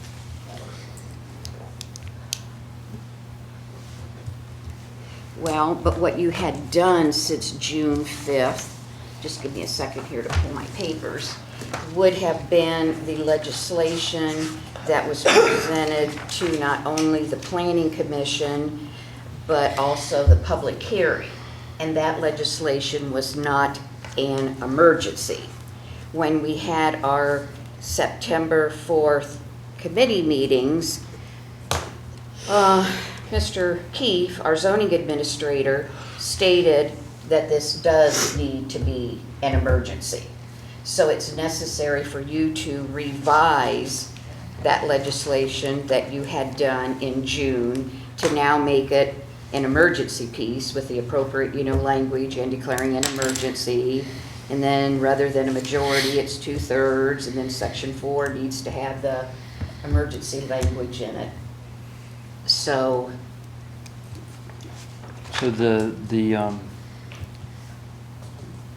what I would recommend is that the committee chairs, between meetings and stuff, when there's things needing to come through and before council pertain to their committees, I would recommend that they come up to City Hall and meet with the law director, speak with the clerk, make sure that things are flowing through pertaining to their legislation out of their specific committees. I mean, that's part of the job, being on a committee is doing the Yes, and I footwork. feel I'm doing a very good job on what, as the chairperson. If you would look at the emails that I send, I don't send them to one person. I do believe I keep everybody, almost everybody, informed of what's going on. I pride myself on that. And if someone cannot read an email that says change, Okay, can we just, I get it, we don't need it. Yeah, we don't need we don't need, I agree with Aaron, we don't need, details like that. so there we are. I'm damned if I do, and I'm damned if I don't. No, from anybody. Oh, yeah, please refrain from cursing, Mrs. DeShawn. That's, No, that is, I'm damned if I do, and I'm damned if I don't. That is a phrase. I always understood and was taught that word was a specific curse word, and I was told not to use Continue it. on, Mr. Fankhauser. Not with that. Okay, so we're gonna move on, and then I hope that the committee chairs can come up to City Hall and work with the law director between the meetings so that this kind of issue doesn't come up again. Finance Committee, Mr. Myers. Thank you, Mr. President. The administration has started the process of working on the 2026 budget. They held a meeting yesterday to which I was not able to attend. And I don't know if you have anything to add to that, Mrs. DeShawn. But then they're going to continue with those meetings next week. And hopefully we'll have some things to bring to the committee soon. You think there might be on Thursday anything broad or not? I have no clue. As you stated, we don't even know if they'll be here. You know, I just noticed the auditor isn't here tonight. The whole administration isn't here. And we don't need to talk about that. I'm here. Oh, yeah, we have the law director. Any questions for finance? Seeing none. Oh, wait, I do. Oh, Mrs. DeShawn. This to the law director. Back on August 21st, the Finance Committee referred legislation, transfer legislation. Nothing was prepared for the September 2nd meeting. Here we are again, no legislation prepared. Well, that's not true. That legislation was pulled because Kaylee needed to fix something Was that pulled on floor? Prior to the meeting, I believe. prior to the meeting. And it was announced that it was pulled? Yes. Okay, well then I apologize. May I ask about the appropriations, the opioid settlement that was referred for legislation at the September 4th council meeting, for this committee meeting? Kaylee and I are still working on that one.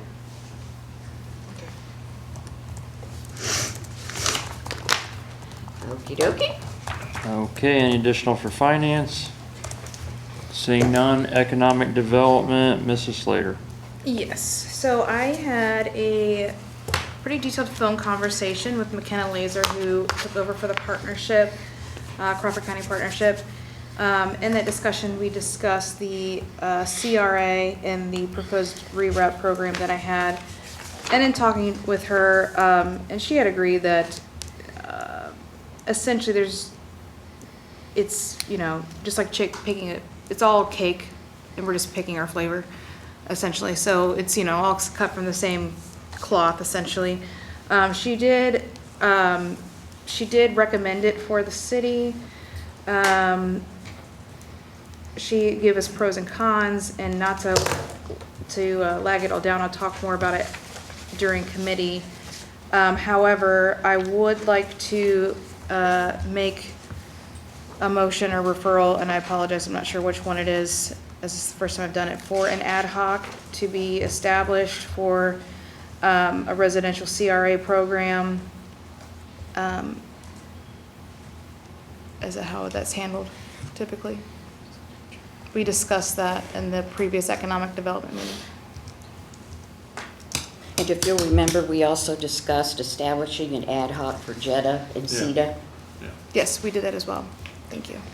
Okay, I'm gonna recommend if we establish any more ad hocs, just due to the volume of the amount of ad hocs we already have, that any new ad hocs be run through the Economic Development Committee. Unless anybody wants to participate.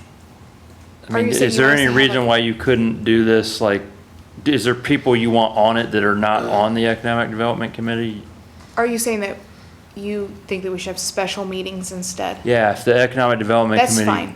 I'm That's, because fine we with got that. a lot of ad hocs still. I don't disagree. Yeah. We can do special meeting times specifically for these issues. I'll get with And the- you could even do them, you don't have to do them here. You could do them like at the partnership. It just have to be in a media notice that it's at the partnership. Okay. Or you could come up here and do them. It doesn't matter. Accessible place, yeah. Yeah. It just Okay. has to be publicly announced where it's at. And I know that our meeting has gotten drawn out, but I do think that if we are about economic development and about promoting our city, that's something we should start doing. So I have a couple events coming up that I just was wanting to reiterate that's going on. Sitting on the TAC committee and working with the partnership, these are some things that I had seen going on in the city promoting our local businesses. Timken is having a hiring event September 18th. The times are at 1 to 3 p.m. and 7:30 p.m. to 9:30 p.m. at the Crawford County Success Center. September 21st, Ronald McDonald House Charities Car Show is occurring. The Crawford County Arts Center is having a pulp art this Sunday. The October 13th, 2 to 4, there's the trunk or treat inside their main Rage and Heatwave parking lot from 2 to 4. All Things Spooky Craft Show is occurring on 10 a.m. on October 18th. Spooktacular is October 19th, 3 to 6 at the Crawford County Fairgrounds. Trick or Treat this year is October 27th. And that's the end of my report. Could you send those to the council clerk, all those events? Yeah, of course. Okay. Any questions for economic development?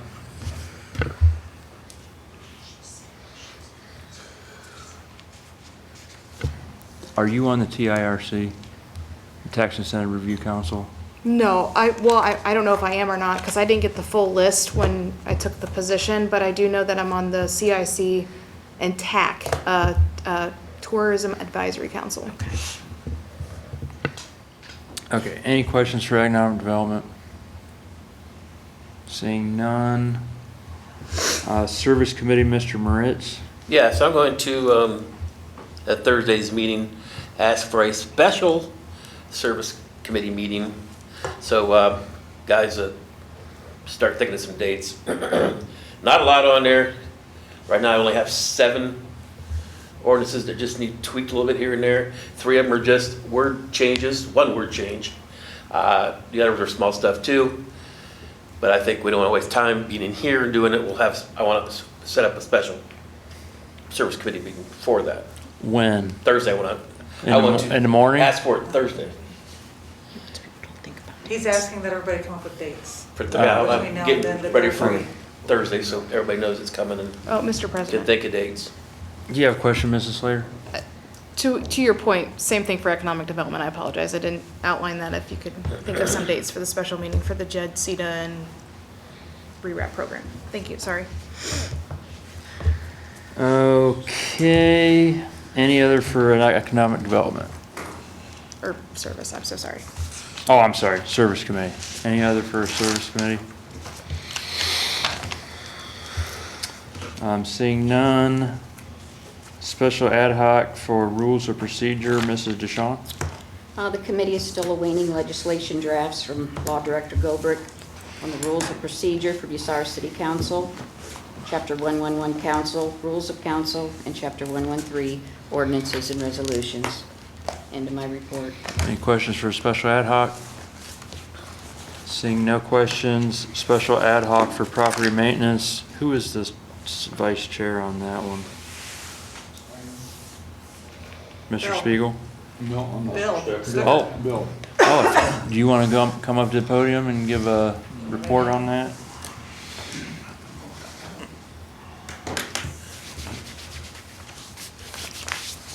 Bill Stuckert, Vice Chair for the Ad hoc Committee for Property Maintenance.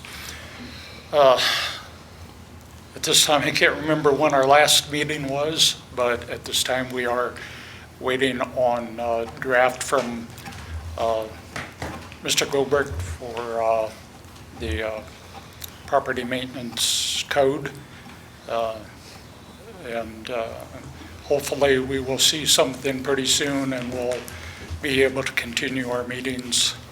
That's all I really have to give at this time. Thank you. Thank you, Mr. Stuckert. Any questions for the special ad hoc?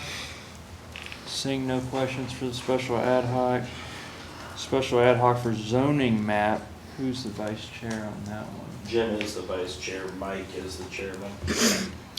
Okay, so neither of them are here, so we'll just skip over that. Special ad hoc for clerk hiring, Councilwoman Sherritt. The minutes were sent in and just waiting to figure out what we have to do with those.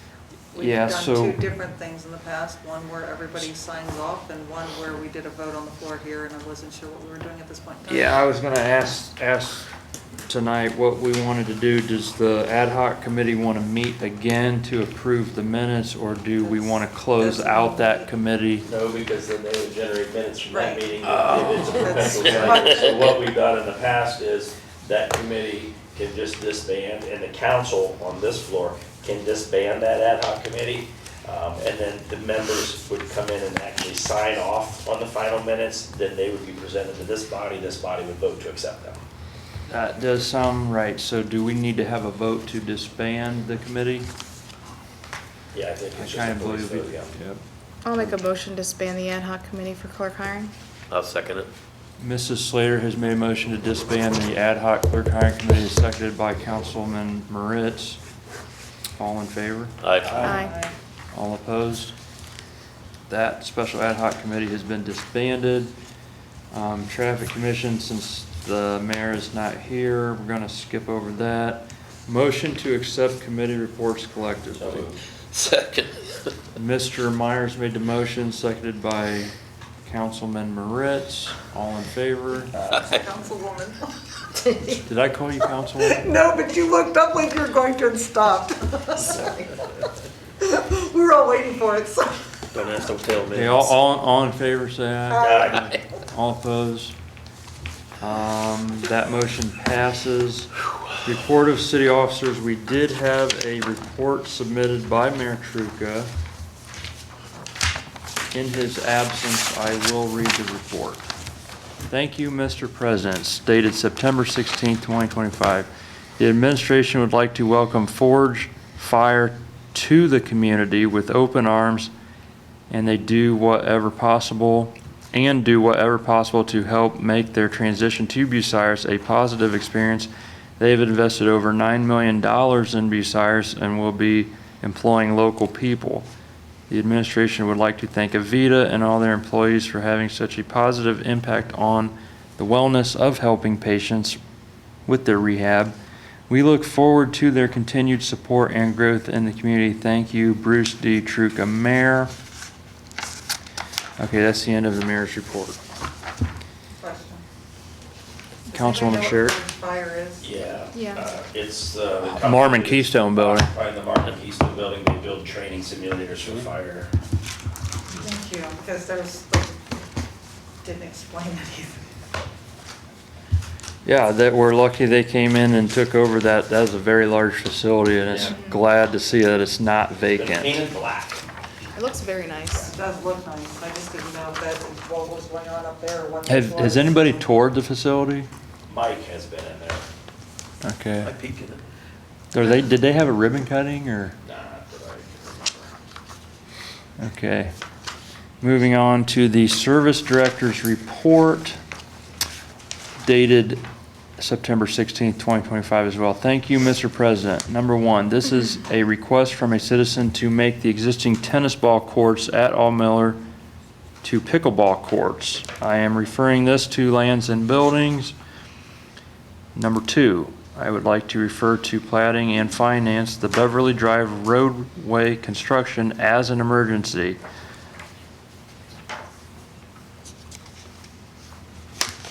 And we do have a breakdown on the back page here of all of these costs related to the Beverly Drive reconstruction.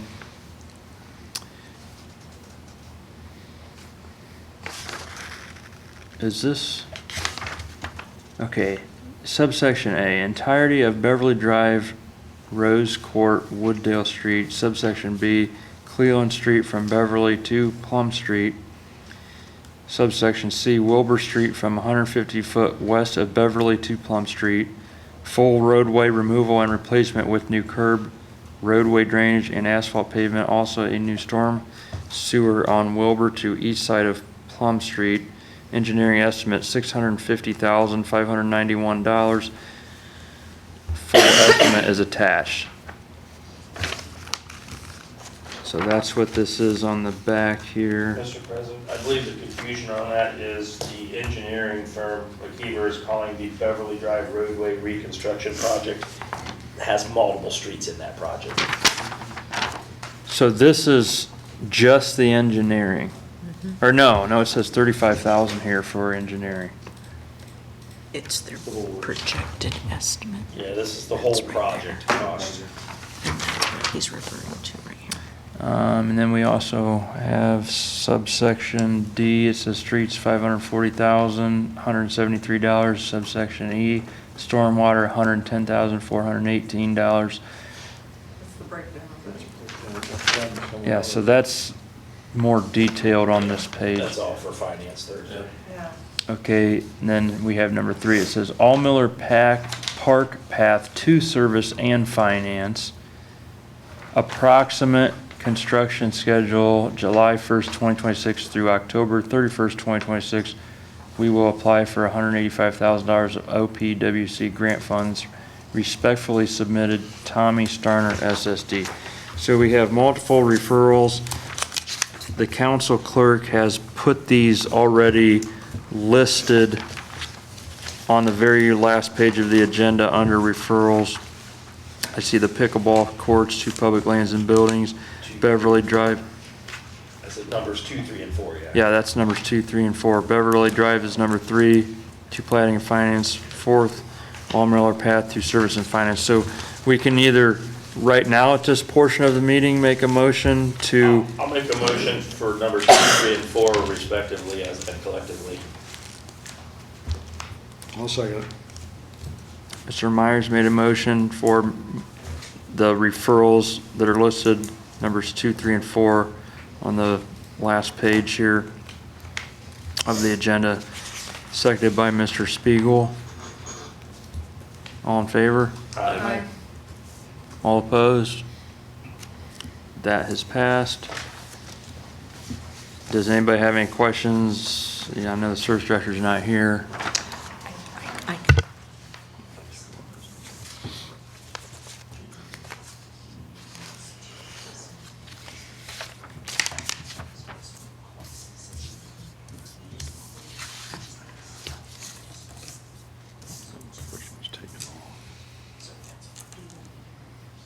Okay, somebody's coming on Thursday to discuss the pickleball courts to the Public Lands and Buildings Committee.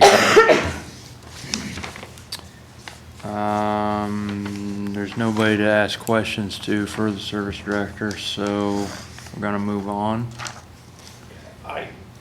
If I could just ask a question publicly, I know I'm not on that committee, and it's a question I would ask Thursday, so if anybody listening has the opportunity to answer this prior. Removal of the last remaining tennis courts at All Miller Park. The only objection I would have is is Bucyrus High School allow their tennis courts, and do they have any plans to change this to be open to the public at all times? Because I don't want to take away the last 2 at All Miller Park if there's not another place to play. So if somebody could have that question maybe answered by Thursday, that would be great.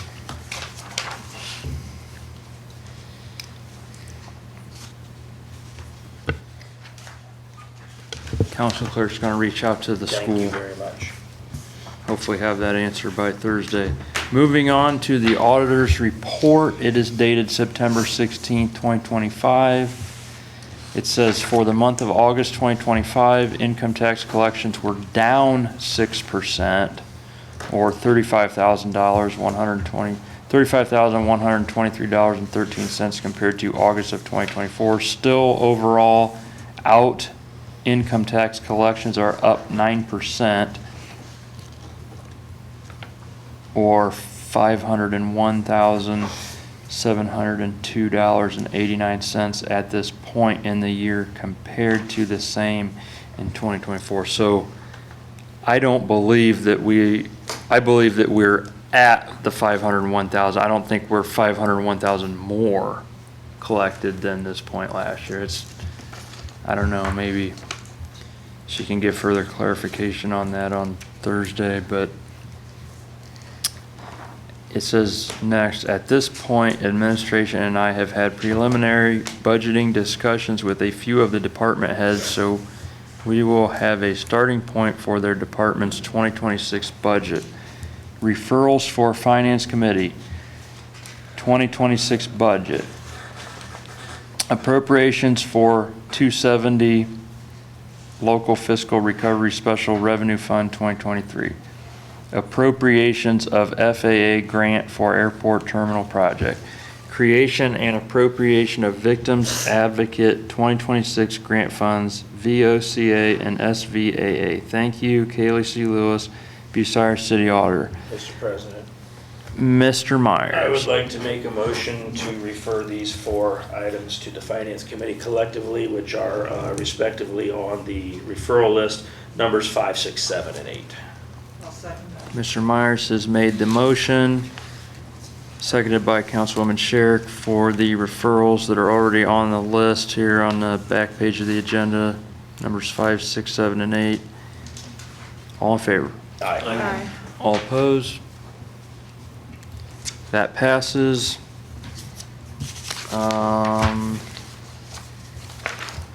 We have a treasurer's report that has been included. Mr. President, Yes. did we skip? The water.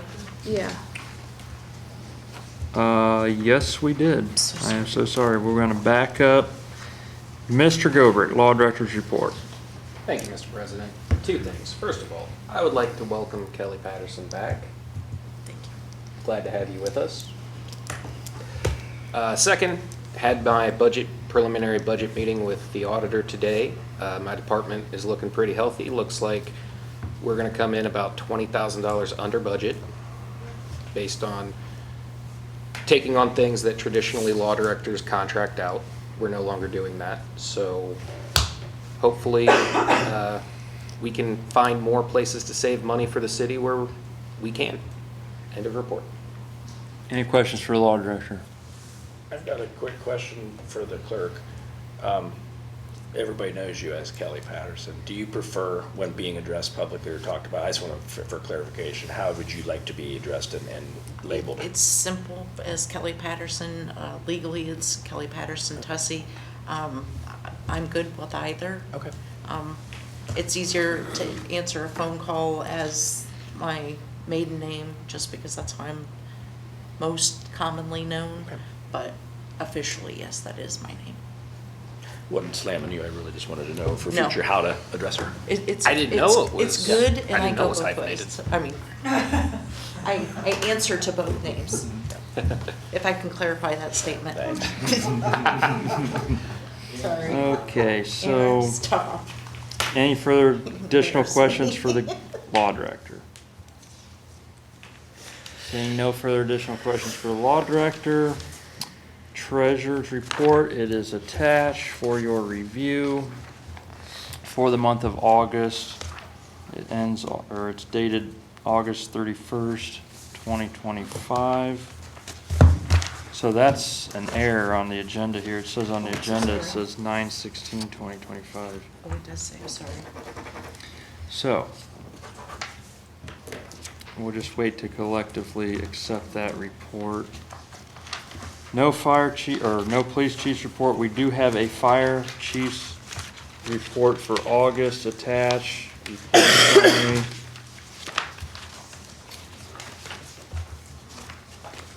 Yes, it is there. So I need a motion to accept the city officer's report. Could we make a motion to accept and file those reports? And I'll second that motion. Mr. Myers made a motion to accept and file the city officer's reports. It's seconded by Councilwoman Sherrick. All in favor? Aye. All opposed? I voted- Okay. I didn't vote, I'm so sorry. I'm aye for 4, my apologies. Visitors' input regarding reports of standing / special committees and of city officers. We are under visitors' input at this time. Is there any visitors' input? I am not seeing any visitors' input. Old and unfinished business. Does anybody have any? Mrs. DeShawn? I checked with the auditor's office today, and they said that you still have not given to them the email requesting the reduction or deduction from my pay for my unexcused absence at the April 22nd, 25 council meeting. That is true. I have been very busy. It's been kind of, you know, we got the new clerk in the office, and I've been helping assist with that, but I will get to addressing your concern. I promise you, Vicki, I will get to addressing that. I am requesting that it be taken care of by the end of this week, and I would like to be carbon copied in on your email to the auditor so I can stop bugging them, checking to see if you have done your work. It's just a simple email. You've already done one for another council person. Pull that one up, copy, paste. You can do it in 2 shakes. Well, I was having, there was quite a bit of public demand coming to the podium there, and I was under a lot of pressure for the other council member to make sure that that one was deducted, but nobody has pressured me with yours except yourself. So it's kind of, you know, keeps getting pushed to the back burner on my to-do list. So we're gonna move on to new and miscellaneous business. And we did have a letter that Councilwoman Sherrick sent in. It was dated September 11th, 2025. She had asked that it be read at the meeting. I discussed it with the clerk, and it was, I kind of felt like it was a little defamatory. However, I was going to err on the side of not restricting it being read, so I was going to give Ms. Sherrick the opportunity to read it herself if she wanted to read it. First of all, technically that would be a communication and petition. That's communication, and it should have been at the beginning of the meeting rather than here at the end. And it's definitely not new business because it speaks about what's been going on.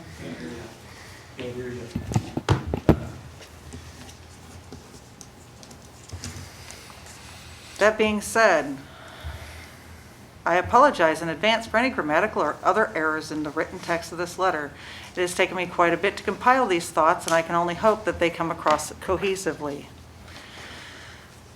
Quote, "We cannot control others. What we have the power to control are our actions. We must be concerned about the impact that we have on the situation and whether or not our actions can make any difference." Germany, Kent. For too long, we have sat here and seemingly done nothing as a council. Everything we do gets convoluted by the actions of others. Any attempt to speak out or to take a stand against the inappropriate actions of some has become a reason for personal attacks. This must stop. First of all, we should all be up here for the best interest of our community. We should be here to help and not for any personal agendas. We should not use our position to hurt or attack others. We should be doing what we can to help this city, our home. Sadly, this has not been happening because too many would rather use this as their soapbox to either hurt others or make themselves seem important. This is not acceptable. Another quote, "To censure someone means to issue a formal statement of disapproval or condemnation for their actions, particularly in a governmental or organizational context. It is a public reprimand that highlights conduct deemed inappropriate or a violation of acceptable standards. While it carries significant weight as a formal expression of group disapproval." That's from Senate.gov. "The community needs to know that his actions are indeed his own and do not reflect the city. He is the only one I have seen who has in their official capacity acted in a way that has been an attack on others. He does not debate, he attacks.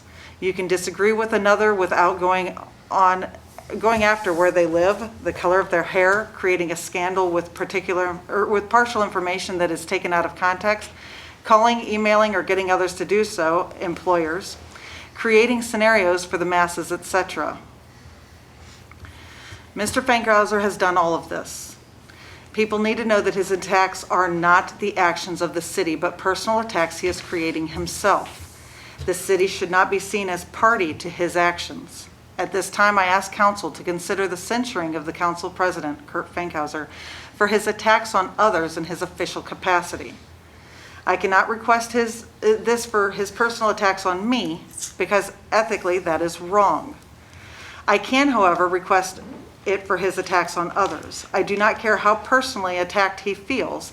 He cannot use his office to attack others.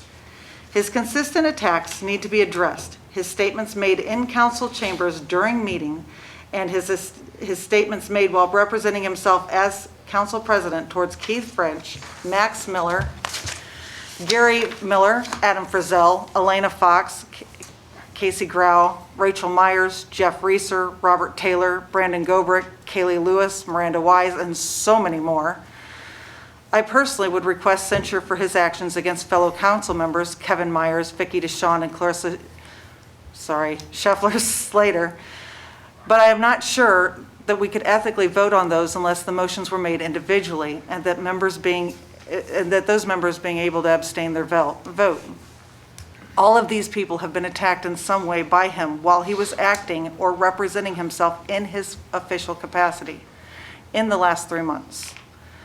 This needs to stop. The community needs to know that the city condemns this behavior.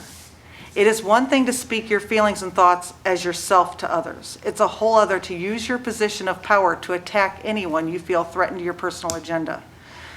We are all allowed our rights to free speech and to hold our own opinions.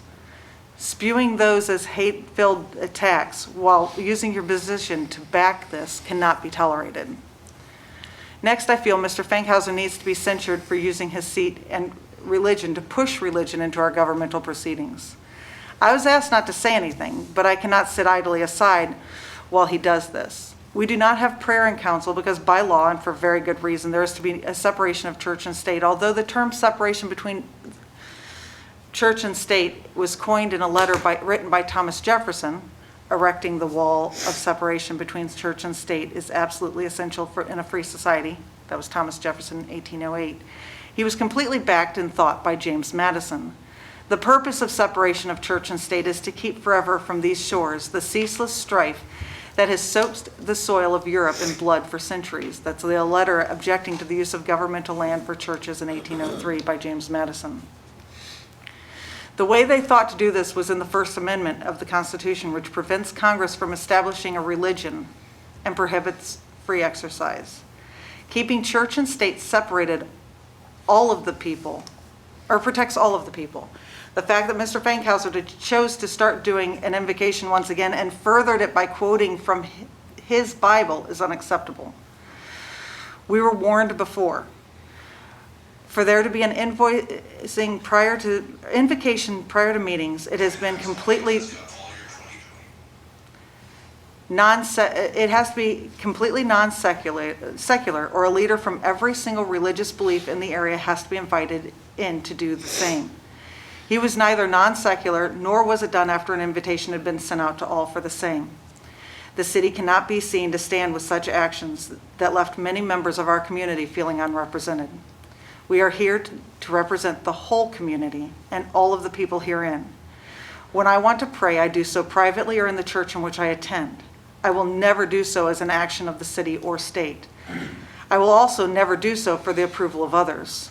I have stayed seated as an act of protest against this, and I would sincerely hope others would stop just going with it, because to others that comes across as being complacent. I can only hope that everyone stepping up to show disapproval of such actions can help to stop some of this irrational behavior. We are supposed to be here for our community. We need to start acting that way. I'm tired, and I know so many others are as well. All of this only seems a sideshow to keep us from accomplishing anything while making our community look like a joke to others. We need to change the trajectory of the rest of this term.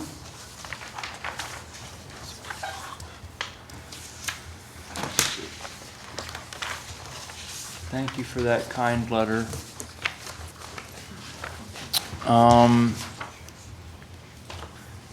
Okay, I guess we're going to move on. I had put the ordinance 13-2021 on the agenda for discussion. This is the ordinance that was passed back in 2021.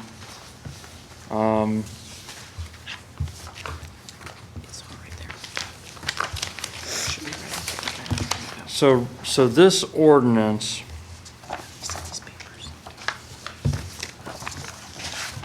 really the only thing that this ordinance did was it changed into 111.13. It under Public Lands and Buildings Committee. So this is where all the committees have listed out what specific topics that their committees have in their committees for discussion. And it said office space was already in there.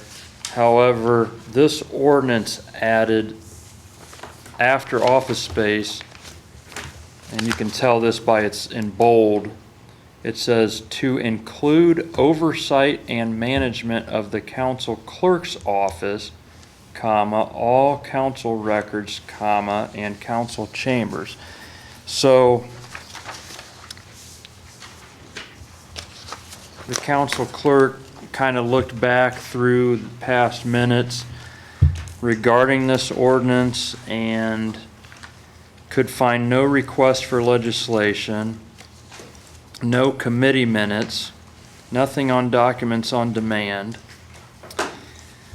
and furthering that, it appears to conflict with the Ohio Revised Code in a couple of different ways. We have Mr. President, Mrs. Slater.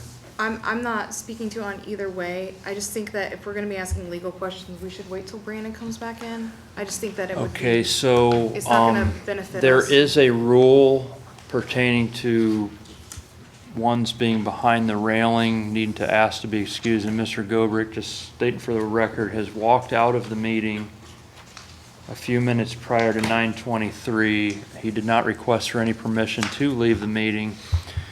I don't know what he's doing or where he's at, but I'm going to call for a 10-minute recess at this time at 9:23. Oh, Mr. Moritz. I need to go ahead and go to them. Mr. Moritz did state that he had some prior obligations at 9:30. He was going to have to skedaddle. So, Can I ask a question before you recess? I have to use the restroom I as do well. too. My question was super quick though. Yeah, Mr. Myers. Why is Could this be discussed in Public Lands and Buildings on Thursday, since we are about, 30 seconds from ending the meeting after that? Yes, that's what this was about. Do you want to do that? Sorry. Oh. If that's, I believe the time for debate would be Thursday night. Yes. That's Yeah. what you were wanting to know. Do you want it? yeah, is anybody want to make a I'll make a motion to send motion? this to Public Lands and Buildings for further discussion. I'll second that motion. Okay, Mr. Myers has made a motion to refer the 13-2021 ordinance to Public Lands and Buildings for further discussion, seconded by Councilwoman Slater. All in favor? Aye. All opposed? Aye. Okay, that passes. So that is being referred to publicly in this building. I need a motion to adjourn. Oh, wait a minute. We got some more on here. OML conference under new miscellaneous business. There's a conference October 8th through 10th, 2025. There's a brochure that's been added into your council packet. It's in Columbus, so it's not that far away. There is a cost, but I think we do have some money in the budget for the council clerk's office that we could potentially pay for some training if anybody wants to go. Can we make a motion to? Yeah, excuse so- Mr. Meehan with a first from Mr. Spiegel and a second from me? So, the excusing of council members that are absent, made a motion by Councilman Spiegel, seconded by Councilwoman Sherrick to excuse and. Mr. Me already notified somebody. Yeah, Mr. Mee emailed earlier in the day, said he wasn't going to be in attendance, so we have the motion made by Mr. Spiegel, seconded by Councilwoman Sherrick to excuse Councilman Mee. All in favor? Aye. All opposed? Councilman Mee is excused. The appropriations are listed, Everything was done. Everything is already listed for the referrals, and it's on documents on demand. And they were all correct. and they were all With correct, the addition so. of 13-2021, the public lands and building, which would go into the number 9 slot, the number 1 was chosen not to Yep. be referred. Okay. So motion Would- to adjourn. Motion to adjourn. Second. Second. Oh, Mr. Myers made a motion to adjourn, seconded by Councilman Spiegel. All in favor? Aye. Aye. All opposed? We are adjourned at 9:26 PM.